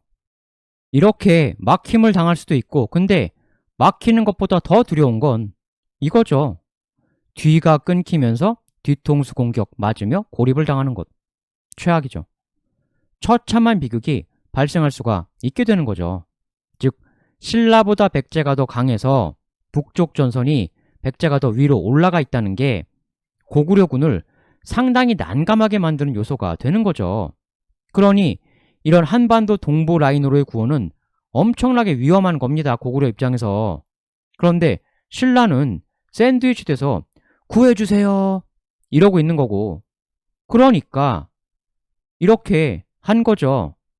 도해파 백잔 동 신라 이휘신민, 이렇게 해서 백제 군세를 삥 돌아서 건너뛰고 한강으로 들어가는 입구 부분에 위치하고 있던 관미성을 함락시키고 입구를 확보한 다음에 수군으로 물에서의 승리를 거두고 엄청난 거점을 확보했으니 너무나 긴 이 물길로 험한 길을 낑낑 지고 끌고 가는 게 아니라 체력, 전투력 유지하면서 쭉 가는 거죠. 근데 고구려군이 이런 길을 택하면 그런 이익을 못 누리는 거죠. 이 한반도 동부 지형은 너무나 험준하잖아요. 완전 낑낑 고생 루트. 거기에 더해 안정성이라는 측면. 이 시점의 고구려에게 물길은 상대적으로 더 안정적이죠. 왜? 서해와 한강이라는 두 최고의 물길을 연결하는 최유충지 관미성은 당연히 백제수군의 최유충 거점일 수밖에 없습니다. 근데 그런 곳이 고구려 수군에게 무너졌잖아요. 수군의 최중요 요충 거점이 무너졌다. 이 얘기는 뭐예요? 수군 전력이 무너졌다는 거죠. 이때 백제 수군은 고구려 수군에게 완전히 눌렸다는 거죠. 백제 수군은 관미성을 지키는 것도 재탈환하는 것도 아무것도 못했죠. 아무것도 못했다는 거는 관미성 함락 전후 시기 백제 수군이 고구려 수군에게 크게 패했거나 고구려 수군이 전력으로 압도했거나 둘 중 하나죠. 즉, 이 시점, 이 근방물에서는 고구려 수군의 확실한 우위가 성립을 했기 때문에 오히려 물길이 더 안전한 거죠. 이쪽 길은 수많은 난관이 있죠.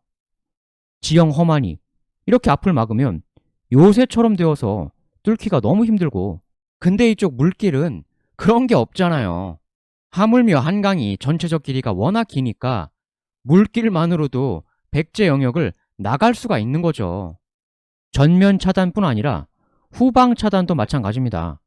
이렇게 딱 끼어 들어가서 험준 지형 활용, 요새와 버텨버리면 이걸 고구려군이 추가 구원 병력을 또 보내도 뚫어내기가 매우 어렵죠. 험준은 수비 쪽이 무조건 유리한 거고, 그러니 샌드위치도 어려워요. 샌드위치는커녕 먼저 통과한 고구려군만 갇히는 거죠. 뒤가 끊긴 채로. 근데 이건 막강한 수군으로 백제 수군의 전초기지를 부수고 물길 입구를 장악했으니까 이렇게 또 보내면 막으려고 한 백제군을 되려 앞뒤로 샌드위치를 할 수가 있죠. 오히려 이것보다 더 안전한 겁니다. 어차피 백제 북부군도 백제 최강 군대인데다가 딱 위치를 이미 잡고 있는 상태이기 때문에 신라가 당장 급하다고 난린데 얘랑 정면에서 밀고 당기고 하는 건 말이 안 되고, 그러다 신라 망하죠. 그럼 오른쪽 왼쪽 둘 중 하나인데 태왕이 판단을 한 거죠. 이 루트를 활용하는 게 낫다. 전투력 유지, 후방 차단 해소, 뭘 봐서도 인 부분도 있고, 그리고 단지 그 이유 때문만이 아니라 더 앞의 미래를 위한, 즉 신라 구원만을 위해 이걸 한 게 전혀 아니라 더 큰 그림도 있었던 거죠. 관미성은 향후에도 장악해두면 이 효과를 노릴 수가 있잖아요. 이번 신라 구원뿐만 아니라 이 작전의 가치는 그거 말고도 크다. 눈앞 최대 가시인 백제 북부군을 뿌리로 흔들 수 있는, 꿩 먹고 알 먹고 도랑치고 가재 잡고, 이게 얼핏 점프하고 삥 돌아가는 것처럼 보이는데 사실은 더 편하고 안전하고 미래지향적인 일거양득이었던 거죠. 정확한 판단과 정확한 실행으로 이걸 성공시켰다. 빌런 외가 와서 온 그쪽으로 가서 온 걸 몰아내고 정리했다. 그리고 신라 구했다. 라는 걸 나타낸 이 신묘년조 기록이라는 건 광개토 대왕의 이 멋진 수행 성공에 대해 자랑을 하려고 쓴 거예요. 이 비 자체가 광개토 대왕 자랑비니까 자랑하는 거고, 웬만한 사람이면 근시안적으로 반대 방향 이런 식으로 시도나 좀 하다가 그럼 당연히 백제군이 그걸 멍하니 보고 있겠어요? 좀 시도하다가 힘드네 쩔쩔매고 그러다 보면 타이밍 놓쳐서 신라가 망할 수도 있었겠죠. 이 바다 점프 물길 라인, 이 방법도 분명히 리스크가 있습니다. 그래도 승부를 건 거죠. 용단. 메가더는 인천 상륙 작전 당시 이미 백전연마의 노장이었는데, 근데 당시 태왕은 18였단 말이죠. 일반인의 범주는 넘어선 사람이죠. 하물며 단순한 신라 구조만 본 게 아니라 궁극적으로 한강 이북의 백제 세력을 완전히 밀어내는 그 초석까지도 내다봤던 거죠. 이 신묘년조 바로 다음에 나오는 내용이 백제의 심장부를 대대적으로 치러가는 희대의 대원정, 바로 이 도입파 백전 뒤에 나오는 거잖아요. 이 도해파 백전이 초석이 되었으니까 이제 대정벌로 쭉 밀고 갈 수가 있게 된 거죠. 비문에 나왔던 순서가 이렇게 나왔었잖아요. 그럼 왜 정복 기록을 395 했다가 391 했다가 396으로 가느냐? 이 391이 바로 다음에 나오는 396의 그 초석이 되었던 부분인 것이고, 그리고 또 하나, 위대한 왕은 그냥 단순히 공격, 정복만 잘한다고 위대한 왕이 아니거든요. 태왕릉 비문 전체 주제는 광개토 대왕이 위대한, 즉 존경스러운 분이란 얘기예요. 그러면 위대한, 존경할 만한 사람이 남을 공격할 때 아무 이유 없이 공격하면 되겠습니까? 그건 그냥 불량배죠. 태왕릉 비문에 나온 승리의 기록은 굵직굵직한 것들만 기록돼 있어요. 자잘한 것 기록도 안 합니다. 그런데 앞에서 봤던 395 모려 공격 때 내용이 이렇게 나온단 말이에요. 모려 토벌에 나서는데 이 뭐뭐뭐뭐 이 뭐예요? 이게 모려 정벌을 하는 그 이유 및 이끌고 가는 군대에 대한 부분이죠. 이유가 있으니까 공격을 나간 거죠. 존경스러운 태왕은 이유도 없이 남 공격하는 불량배가 아니라 이거예요. 응징해야 하는 이유가 있을 때만 남을 공격하는 그런 분입니다. 즉 명분이죠. 감히 안 받쳐서, 똑바로 안 받쳐서, 이것도 명분이 되죠. 실제로 조공 안 받쳐서 그래서 공격했다, 이런 내용이 비문 다른 데에 또 있어요. 조공을 안 받쳐서 쳐들어간다는 게 이것도 불량배 아니냐 라는 건 현대식 사고이고, 이 시대에 조공을 안 바친다는 건 굉장히 불의한 겁니다. 정말 무엄한, 정의롭지 못한 거죠. 하늘의 아들 태왕에게 잘 알아서 복종하는 건 하늘의 도를 지키는 정의인데 그걸 소홀히 했다. 그건 하늘을 거스르는 너무나 정의롭지 못한 거죠. 충분히 정의의 명분이 되는 거예요. 이렇게 모든 정복이 정복해야 하는 이유, 명분을 설명하고 정복. 이게 전체를 관통하는 태왕릉비의 가장 기본적인 서술 방식이거든요. 그런데 396의 백제 대정벌건 나온 기록을 보면 내용의 시작 부분이 이렇게 나온단 말이에요. 아까 여타 다른 정복대랑은 다르죠? 뭐가 다릅니까? 여기 정복을 해야 하는 이유가 나오잖아요. 근데 여긴 이유가 없이 그냥 출격부터 시작한단 말이죠. 그런데 아무 이유 없이 공격을 가진 않죠. 존경스러운 분이. 백제는 우리 송민이었는데 감히 외부 불량배 끌어들여서 우리 불쌍한 동생 신라를 빼앗아 먹으려고 하네? 도입파 백전했더니 십몇 년엔 일단 온 외부 불량배와 백제의 2대1 신라 공격 그 시도를 태왕이 막은 거죠. 우선 긴급군 출격시켜서 일단 그걸 막고 시도를 분쇄시키고, 근데 막는 것보다 더 중요한 게 있죠. 그냥 막기만 하면 됩니까? 단지 못하게만 하면 돼요? 그럼 안 되죠. 도둑질을 시도했어. 그런데 그 도둑질을 못하게 막았어. 일단 물건을 지켰어. 일단 출동해서 물건을 지켜야죠. 그게 1번이고, 그런데 그게 끝이 아니죠. 도둑질을 시도한 것에 대한 징벌이 있어야죠. 경찰이 누가 저희 집 도둑질 하려고 해요. 신고받고 일단 긴급 출동. 그게 도입파 백전. 그래서 도둑 쫓아내고 집에다가 방범 시스템 다는 것도 도와줬어. 그게 신라의 이위신민. 근데 그 이후에 또 할 일이 있잖아요. 또 출동해서 도둑질 시도한 범인을 체포해서 법정에 세워야죠. 그래서 징역 몇 년 받게 해야 하는 것 아닙니까? 거기까지 해야 하는 거죠. 그래야 할 일을 다 하는 거죠. 그렇게 1차적으로 시도를 막는 것뿐만 아니라 징벌까지 해줘야 하는 게 이 세상을 통치하는 통치 원리가 올바로 다 작동이 되었다라고 할 수 있는 거죠. 통치자는 거기까지 해야 하는 겁니다. 반드시. 그냥 시도를 막았다.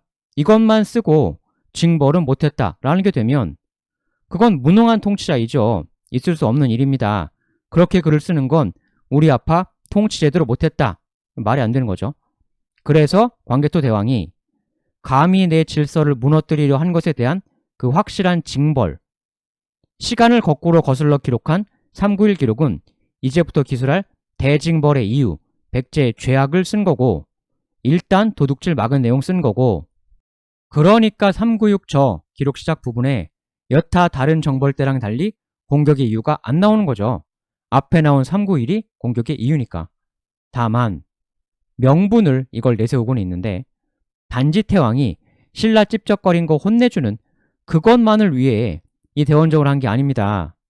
즉 명분과 함께 있는 이면에 더 큰 실질 이유, 태왕의 진짜 노림수, 이제 그 얘기를 할 건데, 사실 진짜 알아야 할 건 이겁니다. 그리고 엄청나게 대단한 거죠.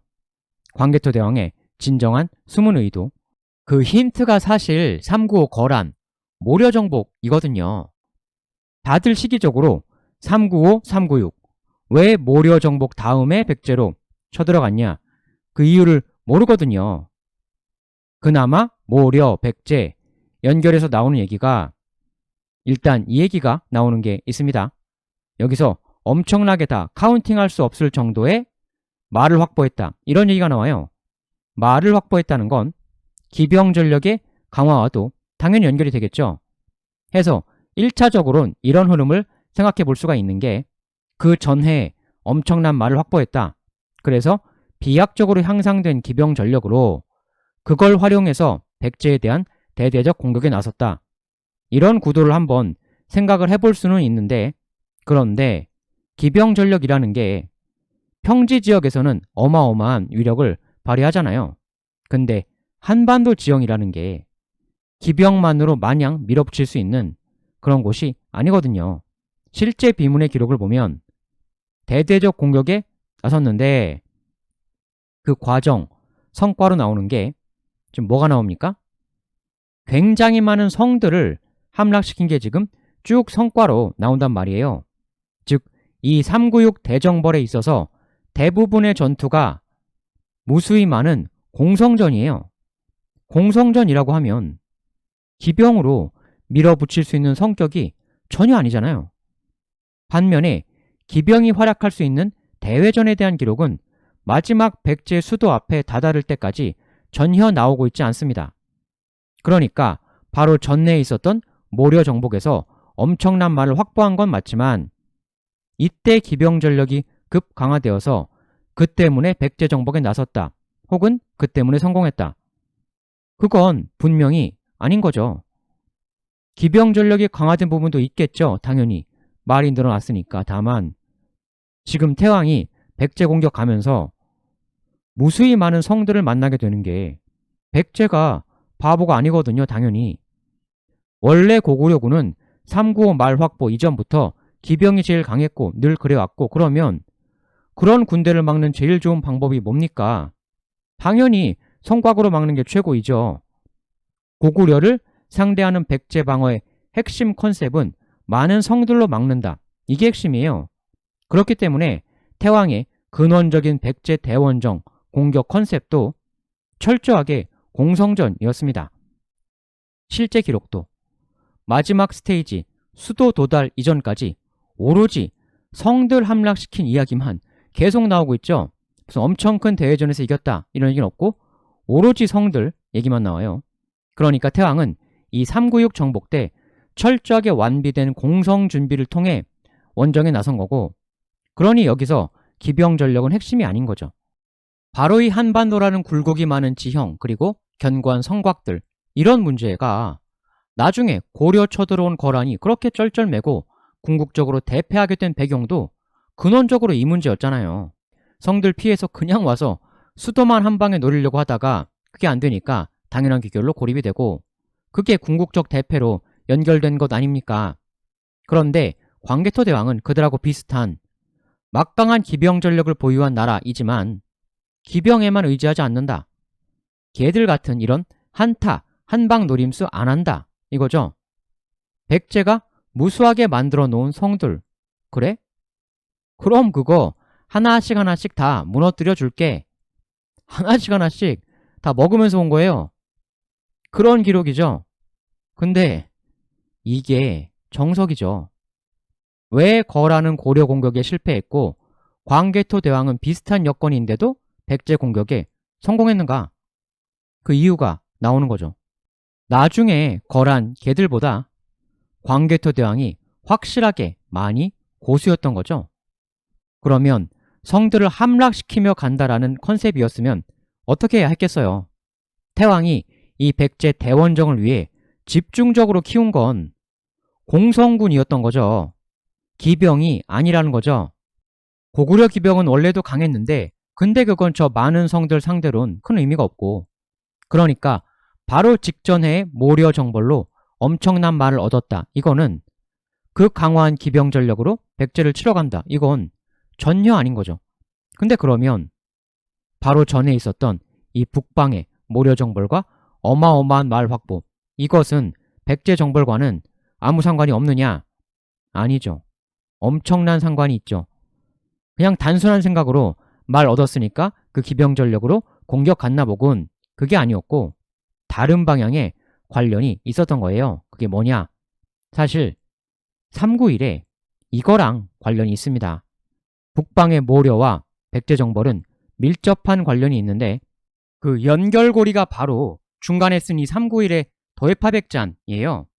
당시 광개토 대왕이 무너뜨린 건 바다로 다 둘러싸인 해상 요새, 즉 서해 백제 해군의 전초기지를 노렸던 겁니다.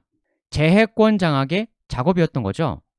그럼 바다, 제해권 확보와 이 말 확보, 두 확보가 무슨 관계가 있는 건가? 얼핏 생각하면 관련이 없죠. 근데 엄청나게 확보한 소말량이라는 건 유목민족에 있어선 그들의 모든 것입니다. 거의 생명 그 자체라고 할 수 있는. 그러니 이걸 어마어마하게 가져왔다는 건 이 모려라고 나오는 흔히 거란이라고 말하는 거의 생명에 준하는 것을 엄청나게 빼앗아 왔다.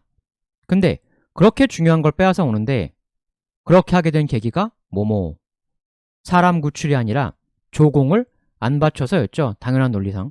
그렇다면 이때 광개토 대왕의 처부순 집단의 규모가 무려 6, 700영이었다. 일개 영을 500명씩만 잡아도 30만이 넘는 규모의 집단을 쭉 휩쓸면서 어마어마하게 밀어버렸다는 건데 감히 제대로 안 바쳐? 이러면서 그들의 생명과도 같은 너무나 소중한 걸 몰수해온 거니까. 근데 그러면서 그들이 그냥 내줬겠습니까? 저항했을 거고, 근데 그 저항이 태왕에게 처절하게 짓밟혔다. 즉 엄청난 사람의 목을 벤 거죠. 태왕이. 광개토 대왕도 이때 원정에 인적 물적 자원 어마어마하게 투자를 했다는 얘기입니다. 그럼 무엇 때문에 그런 엄청난 돈을 투자했을까? 이렇게 무려 6, 700영에 대한 방대한 원정인데 그럼 하고 나면 어떻게 되는 겁니까? 그렇게 엄청나게 미는데 투자했던 돈, 그 이상을 회수를 해야겠죠. 그게 아니면 투자를 할 이유가 없죠. 즉, 태왕에게 짓밟힌 이들은 앞으로 기존을 크게 상회하는 곡물량을 고구려에게 바쳐야 하는 겁니다. 그게 아니면 타산이 안 맞죠. 왜냐하면 정복이라는 게 땅을 빼앗는 건 그게 농경지면 왜 빼앗아요? 거기서 지속적으로 경제가치 창출이 되니까. 근데 얘들은 농경지가 아니니까 농산물이 계속 만들어지는 것 같은 정복 투자금 회수가 안 되잖아요. 그러면 가축 바치는 것밖에 없죠. 농경지에서 농산물 생산되는 것처럼 계속 바치는 거죠. 그게 아니면 정복의 이유가 없는 지역입니다. 그러니 태왕에게 이때 짓밟힌 이들은 이제 둘 중 하나입니다. 안 바치던 걸 바치게 되었다. 기존에 바치던 양보다 훨씬 더 많은 양을 바치게 되었다. 즉 태왕은 이때의 큰 투자를 통해 앞으로 쭉 가축을 추가적으로 얘들이 계속 공급해주게 되는, 단순히 이때 한번 원정에서 뺏어온 그게 끝이 아니고 고작 그걸 위해 저 큰 투자를 한 게 아니고 앞으로도 쭉 지속적으로 이어지는 공, 조공. 특히 이 중 핵심은 당연히 말이죠. 향후 미래로 이어지는 지속적인 말 추가 공급, 조공 체계를 구축한 거예요. 그걸 위해서 어마어마한 투자를 하며 혼내주고 온 거죠. 그럼 왜 광개토 대왕에게는 이때 이후부터 앞으로 지속적인 다량의 말 추가 공급이 필요하게 되었을까? 단순히 다음의 백제를 밀기 위해서가 아니라는 건 이 기록을 통해서 1년 전의 말 확보가 백제 원정을 위한 말은 아니라고 하고 있다. 그러면 대체 무엇을 위한 말이냐? 왜 태왕은 이때 엄청난 말의 추가적 공급 체계를 만들었을까? 그 비밀을 알아보겠습니다. 사람들이 다들 잘못 배워서 착각을 하는 게 고구려가 남진 정책을 펼치잖아요. 이 남진 정책을 장수왕 때부터 시작을 했다. 남진 정책은 장수왕, 이렇게 외우죠. 근데 사실 남진 정책을 진짜 시작한 사람은 광개토 대왕이에요. 아들인 장수왕은 아빠의 정책을 그냥 그대로 이어받았을 뿐입니다. 그리고 또 더 큰 착각은, 아니 왜 고구려가 저 드넓은 대륙으로 나아가질 않고, 즉 북진이나 서진 정책을 취하지 않고 왜 이 좁디 좁은 반도 안으로 기어들어오는 남진 정책을 취했냐? 너무 소극적이고 수비적인 웅크리는 정책을 취한 것이 아니냐? 남진 정책에 대해 다들 그렇게 얘기를 하거든요. 정말 모르는 얘기죠. 한반도 남쪽으로 밀고 들어가는 이 남진 정책이 얼핏 좁은 데로 들어오는 것 같지만 실제로는 정반대거든요.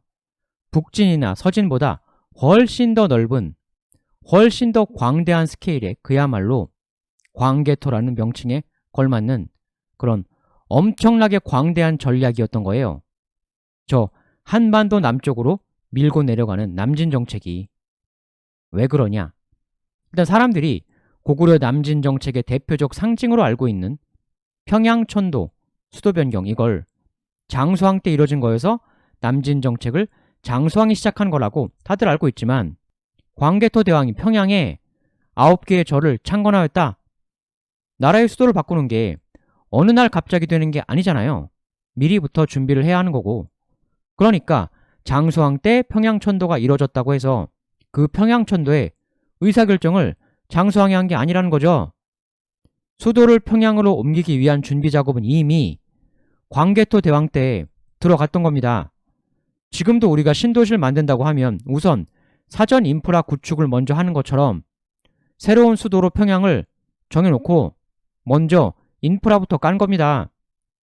장수왕의 평양청도는 아버지의 명령을 그대로 이어받았을 뿐인 거다. 따라서 고구려 남진 정책은 철저히 광개토 대왕의 작품인 거죠. 엄밀하게 얘기하면 광개토 대왕이 시작한 작품도 아니죠. 이게 왕된 2년차 때이니까 19, 20 때란 말이에요. 엄밀하게 말해서 수도 변경 의사결정은 광개토 대왕의 아버지 고국 양왕 때 이미 어느 정도 결정이 되었겠죠. 그렇다면 고구려는 대체 왜 저 드넓은 대륙을 놔두고 이 좁디 좁은 한반도 안으로 꾸역꾸역 기어들어가려는 남진 정책을 하려 했던 것일까? 라고 의문을 가지는 게 이제 시야가 좁은 거거든요.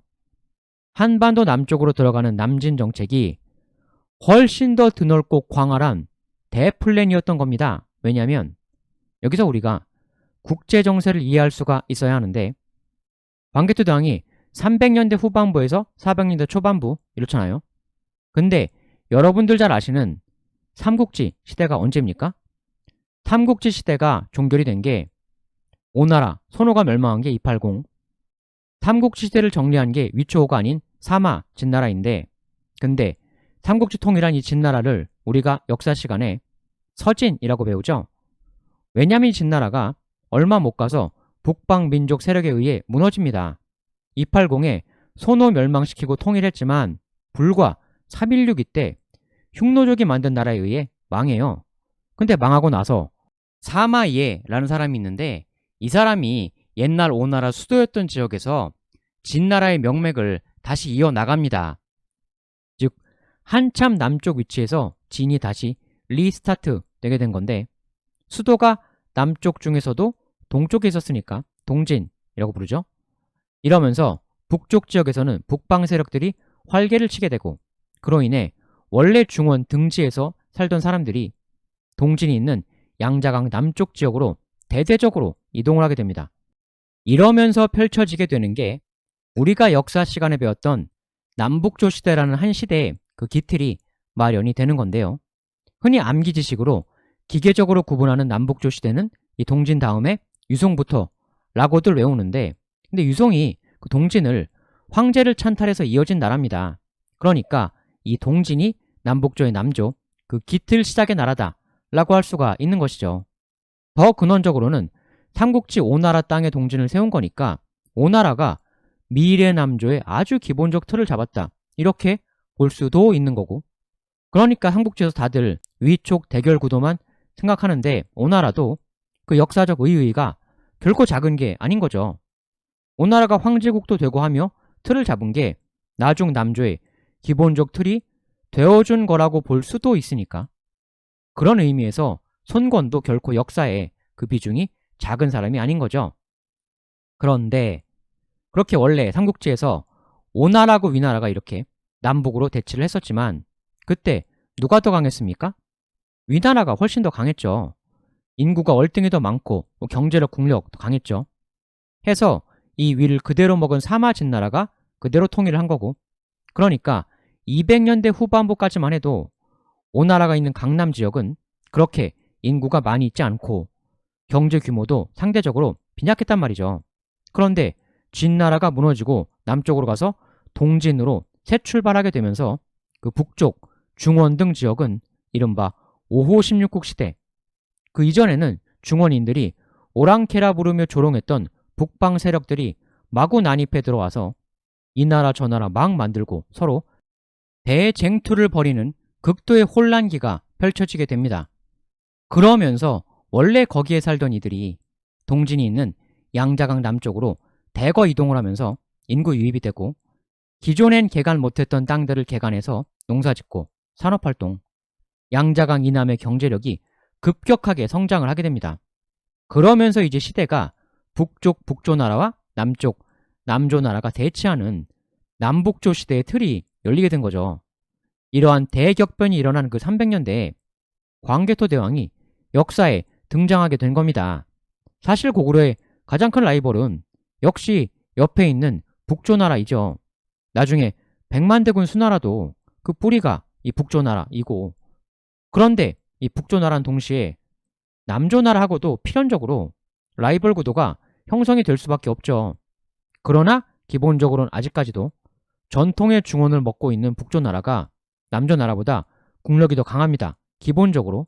근데 여기에서 사람들이 잘 주목을 안 하지만 고구려에서 굉장히 의미심장한 그런 움직임을 보이게 되는데, 광개토 대왕이 39 매우 아까운 나이에 해상을 뜨죠. 그리고 나서 장수왕이 왕이 되는데, 이 장수왕이 왕이 된 바로 그 해에 뭔 일을 하냐면, 아까 말씀드린 그 남조시대의 기틀을 연 나라라고 할 수 있는 동진에다가 이런 걸 합니다. 장수왕 원년 장사고익을 동진으로 보내요. 붉고 흰 말을 보냈다. 말을 보내요. 근데 이 말이 붉고 흰 말이다. 비주얼이 예사롭지가 않죠. 하얀 말이 최고급 말로 각광받는 건데 거기에다가 붉은 컬러도 띠고 있다. 적토마스러운 면도 갖고 있다. 그야말로 비범한 초고급 말을 보낸 건데 광개토대왕 아들이 왕 되자마자 이 남쪽 나라에 대해 비범한 말을 보냈다는 기록. 이걸 왜 보냈을까요? 그냥 선물? 그럼 왜 하고 많은 선물 중에 하필 말을?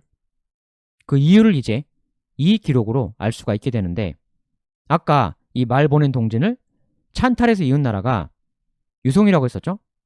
정사서, 송서, 유송의 태조가 북을 정벌하기 위하여 고구려 장수왕에게 말을 보내달라 요청하니 고구려에서 800필의 말을 보냈다. 이런 기록이 나옵니다.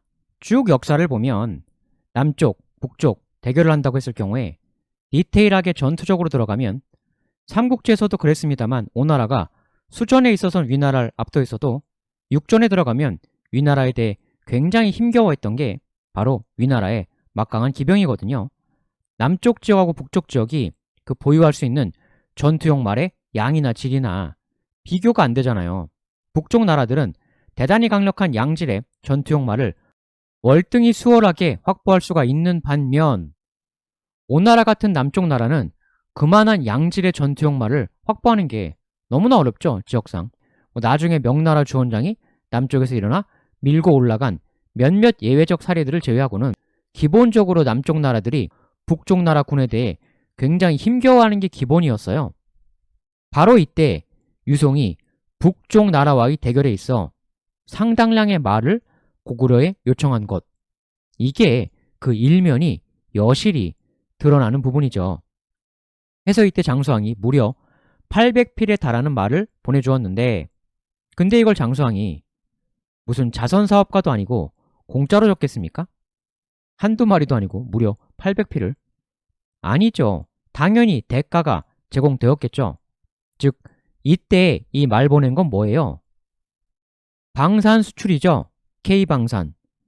마치 요새 우리나라가 탱크, 포 같은 거 수출하는 것처럼 고구려 방산, K방산의 유구한 전통이었던 거죠. 그런데 고구려 입장에서 이게 단순히 수출, 돈 버는 목적만 있는 게 아니에요. 고구려 입장에서 1차적인 최대의 라이벌은 당연히 옆으로 대치하고 있는 북조나라. 실제로 나중에 얘네가 거대해진 거고 남북이 하나로 합쳐져서 다시 거대한 덩어리가 되면 아무리 고구려도 힘들거든요. 나중에 수, 당, 개들이 그런 통합 덩어리였던 건데 그럼 현실적으로 최대의 라이벌 북조나라를 상대하는 가장 영리한 방법은 뭡니까? 이제이죠. 북조와 남조는 근원적으로 서로 라이벌, 대립을 할 수밖에 없는데 근데 아직은 여러모로 남조가 약하단 말이에요. 따라서 고구려 입장에선 최대 라이벌인 북조나라를 견제하기 위해 이 남조나라가 조금 더 강해져서 1차적으로는 북에 안 먹혀야 하고 그리고 더 바란다면 위로 압박을 해줄 필요가 있는 거죠. 고구려의 남조에 대한 K방산 수출은 그 자체로 엄청난 수익 모델이기도 하거니와 라이벌의 라이벌을 강하게 만들어 줌으로써 내 옆 최대 라이벌의 힘을 약화시키는 더 강해지지 못하도록 하는 통합 덩어리가 못 되도록 하는 그런 일석이조의 효과가 있는 겁니다. 남조 입장에서도 강력한 최고급 전투용 말 등 필요한 북방형 물자를 북쪽을 틀어막고 있는 적대 세력 때문에 수급이 원활치가 않은데 고구려는 대단히 큰 제공처가 되어줄 수 있는 거죠. 그런데 고구려는 이렇게 남조에게 갖다 팔 말 등 북방 물자를 전부 다 자체 생산해야 하냐?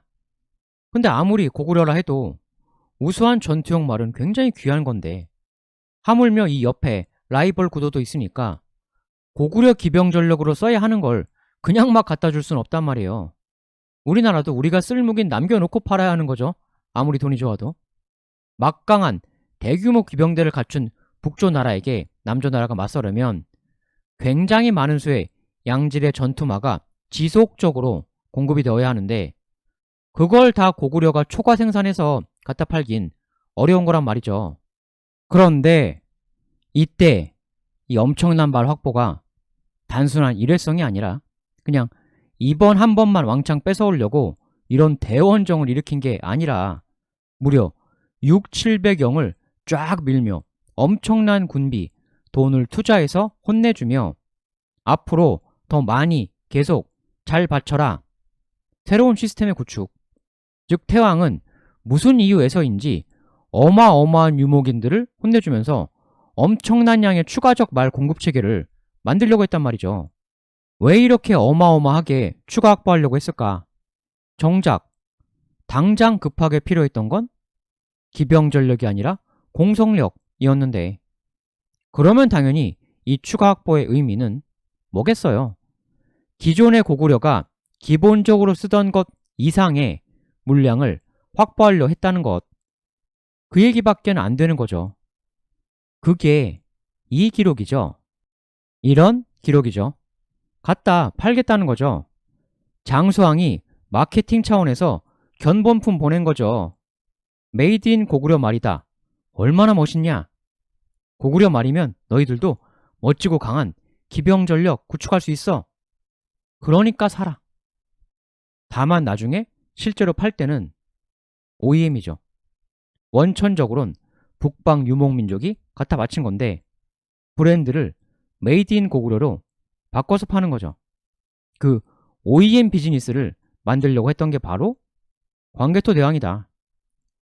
혼내줘서 조공받기 OEM. 요즘의 OEM은 계약을 하고 하는 거라면 광개토 대왕은 혼내줘서 하는 거죠. 인류 최초의 혼내주기 OEM. 은 아니죠, 사실. 비슷한 방식을 했던 강국들이 세계사적으로 상당히 많이 있습니다. 최초는 아니에요. 강대국이 약소국에 값 나가는 물품을 힘으로 상납받아서 그걸 제3의 곳에 팔아 큰 이익을 얻는, 세계사적으로 늘 있어왔던 일입니다. 즉 혼내주기 OEM은 쭉 있어왔던 거죠. 여기저기서. 여튼 고구려는 이를 통해 상당한 수익은 물론이고 그뿐만 아니라 바로 옆에 붙어있는 최대 라이벌을 힘들게 만드는, 즉 이런 구도를 만들겠다는 거죠.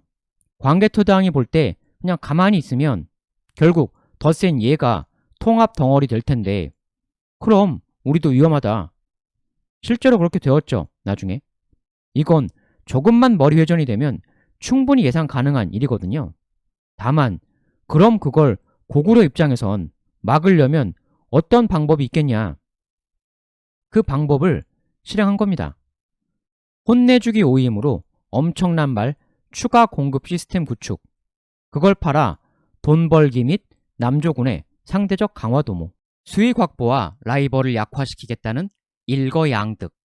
큰 그림의 포석이었던 거죠.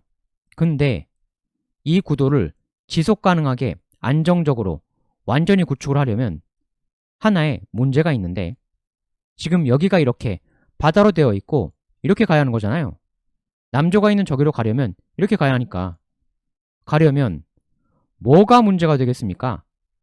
한반도 중부 이남부터 서부 지역에 있는 백제가 문제가 되는 거죠. 당연히 백제도 강력한 해상 세력인데 이렇게 왔다 갔다 고구려가 떼돈 버는 걸 고구려 친구들 부자 되세요 하면서 지켜만 볼 리가 없잖아요.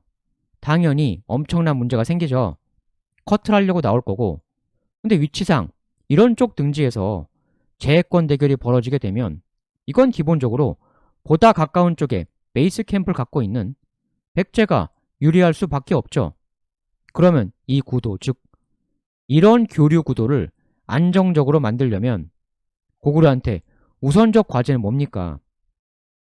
남쪽에 위치하고 있는 백제를 짓밟아야 하는 거죠.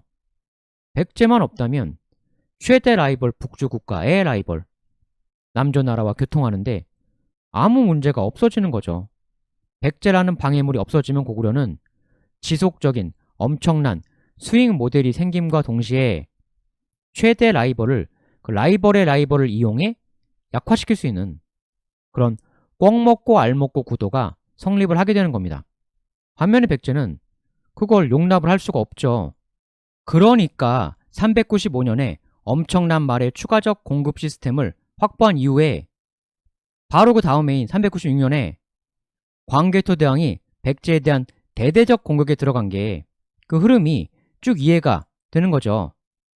어차피 백제 원정은 주 승부처가 이런 수많은 무슨 성 무슨 성들 공성전이 주였기 때문에 이때의 엄청난 말 확보는 백제 원정 때문에 그랬던 게 아니라 백제 원정 그 다음을 내다보는 지금 딱 이렇게 중간에 회방자 위치에 있는 백제를 완전히 밀어버리면, 즉 남진으로 완전히 밀어버리면 어떻게 되는 겁니까? 백제가 없어져. 그러면 당시 신라 약했고 형님 하던 존재였기 때문에, 그러니 남진으로 백제 밀어버리면 이 어마어마한 바다 이거 다 나의 바다가 되는 거죠. 그러니까 고구려의 남진, 광개토 대왕의 남진 정책이 광활한 대륙을 놔두고 왜 이 좁은 한반도 남쪽 아래로 꾸역꾸역 기어들어가냐. 너무 소극적이고 수비적, 통이 작은 정책 전환이었다. 넓은 대륙으로 갔어야지. 그게 얼마나 하나만 알고 둘은 모르는 좁은 식견이냐. 이게 한반도를 먹겠다고 내려간 게 아니라 백제를 밀어버리고 나서 그 다음을 생각한 거죠. 백제 민 후에 이 바다, 이걸 다 나의 바다로 만들겠다는 거예요. 그걸 위해서 남진을 한 겁니다. 사람들이 이것만 보고 이걸 못 본다고 이렇게 일로 내려간 다음에 이렇게 왔다 갔다 하는 바다 내가 다 장악하겠다. 한반도 남쪽을 다 평정하면 이 광대한 바다의 주인이 중간에 딱 위치하고 있는 고구려가 될 수밖에 없는 거죠. 그러면서 여기선 많지만 저쪽에서 부족한 물건을 왔다 갔다 해주며 그로 인해 발생되는 어마어마한 이익, 남진을 성공시키면 지정학적 위치상 그 엄청난 이익을 고구려가 사실상 독점할 수가 있는 거죠. 독과점 재벌 되는 거예요. 나라가 너무나 부강해진다. 거기에 더해 이렇게 해서 이 남조 나라에 대한 지원을 통해 바로 내 옆에 라이벌 북조 나라를 힘들게 만들어서 상대적으로 약화시킬 수 있고, 아래와 옆에서의 양쪽 압박, 이를 통해 고구려는 더욱더 부강해진 국력을 바탕으로 서쪽, 더 궁극적으로는 흔히 말하는 중원지역까지도 강력하게 넘볼 수 있는 그런 토대가 마련이 되는 겁니다. 하여 궁극적으로 첫 시작, 이 1번 남진을 통해 이 전체를 다 노리는 거죠. 그 첫 단추가 바로 이거였다. 그러니까 이거를 좁은 한반도로 왜 기어들어오냐 라고 얘기하는 게 진정한 대인의 그림을 얼마나 어이없게 좁은 생각으로 오해하고 있었던 거냐. 궁극적으로 노렸던 게 이건데 또 이걸 안 하면 안 된다, 안 하면 위험하다 였던 것이기도 했고, 광개토라는 말의 의미, 광대한 영역이 열린다, 엄청나게 넓은 세상으로 가는 그 첫 문을 열었다는 거죠. 이걸로 이렇게 되도록 진짜 태왕이 봤던 그림은 진짜 최대치의 온천하를 누리는 가장 넓은 세계를 손에 넣는 그 첫 문을 열었던 거죠. 이때의 모려 공격, 이거는 여기 1번으로 가기 전에 전 단계, 이건 0단계라고 할 수 있겠죠. 남진의 상징 평양천도 역시도 광개토 대왕이 이미 다 계획하고 있던 거였다. 이거 하려고 평양으로 수도를 옮긴 거예요. 사실 이 1, 2, 3 얘기도 제가 몇 년 전에 다 했었죠. 근데 아직도 사람들이 이걸 잘 몰라요. 특히 0단계 프롤로그의 진정한 의미는 더더욱 잘 모르고, 광개토 대왕이 39에 사망을 했는데 한 20년만 더, 그래서 60 근처까지만 살았어도 동아시아 역사가 어떻게 바뀌었을까? 세계사가 바뀌었을 수도 있죠. 이 1, 2, 3을 통한 온 천하를 노리는 전략이 상당히 이행이 되었겠죠. 탐국 사기 기준 광개토 대왕 사망 바로 직전 기록이 왕이 남방 지역을 순행하셨다. 광개토 대왕이 남방을 쭉 순행한 그런 기록입니다. 이 플랜을 실현하는 준비를 하던 와중에 사망을 한 거죠.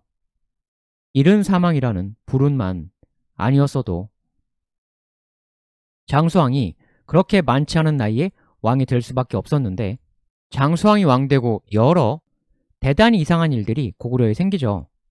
그 얘기도 언제 기회 되면 할까 하는데, 최근에 거란에 대해 좀 해달라는 요청들이 많으셔서, 근데 뭐 흔한 고려 거란 얘기하긴 그렇고 해서 고구려와 거란 사이에서 있었다고 알려진 일 중에 사람들이 그 진정한 이면을 잘 모르는 숨겨진 역사 이야기를 하나 오늘 다뤄봤습니다. 근데 이 부분에는 이 비밀만 있는 게 아닙니다. 영단기였던 모려정벌이 이게 저게 정말 이거 거란 정말 맞을까요? 이때 광개토 대왕이 정복한 건 정말 거란이었을까요? 다들 무조건 거란이었다고만 알고들 있는데, 오늘 얘기는 이 모려정벌이 갖고 있는 의의, 큰 틀에서의 의의, 그걸 설명드린 건데, 근데 이 정벌 때 있었던 일들, 태왕이 직접 수행한 이 6, 700경 격파할 때 있었던 일들, 세부 과정, 그 얘기들이 있는데, 그게 사실 어떤 의미에선 이것보단 몇 배는 더 놀라운 얘기거든요. 훨씬 더 놀라운 얘기가 있습니다. 이 원정의 세부 과정에 대해서도 놀라운 정도가 아닌 얘긴데, 이 태왕이 직접 한 북방정복, 이때 일어났던 엄청났던 세부 과정 얘기도 여러분들께서 흥미가 가신다고 하시면 들려드리도록 하겠습니다. 오늘 할 순 없어요. 그것도 워낙 방대한 얘기이기 때문에 시간 관계상 불가능하고, 원래 하던 고구려 초기 시리즈도 있어서 여러분들 의견을 들어본 후에 또 하도록 하겠습니다. 그럼 다음 시간에 또 오겠습니다. 대단히 감사합니다.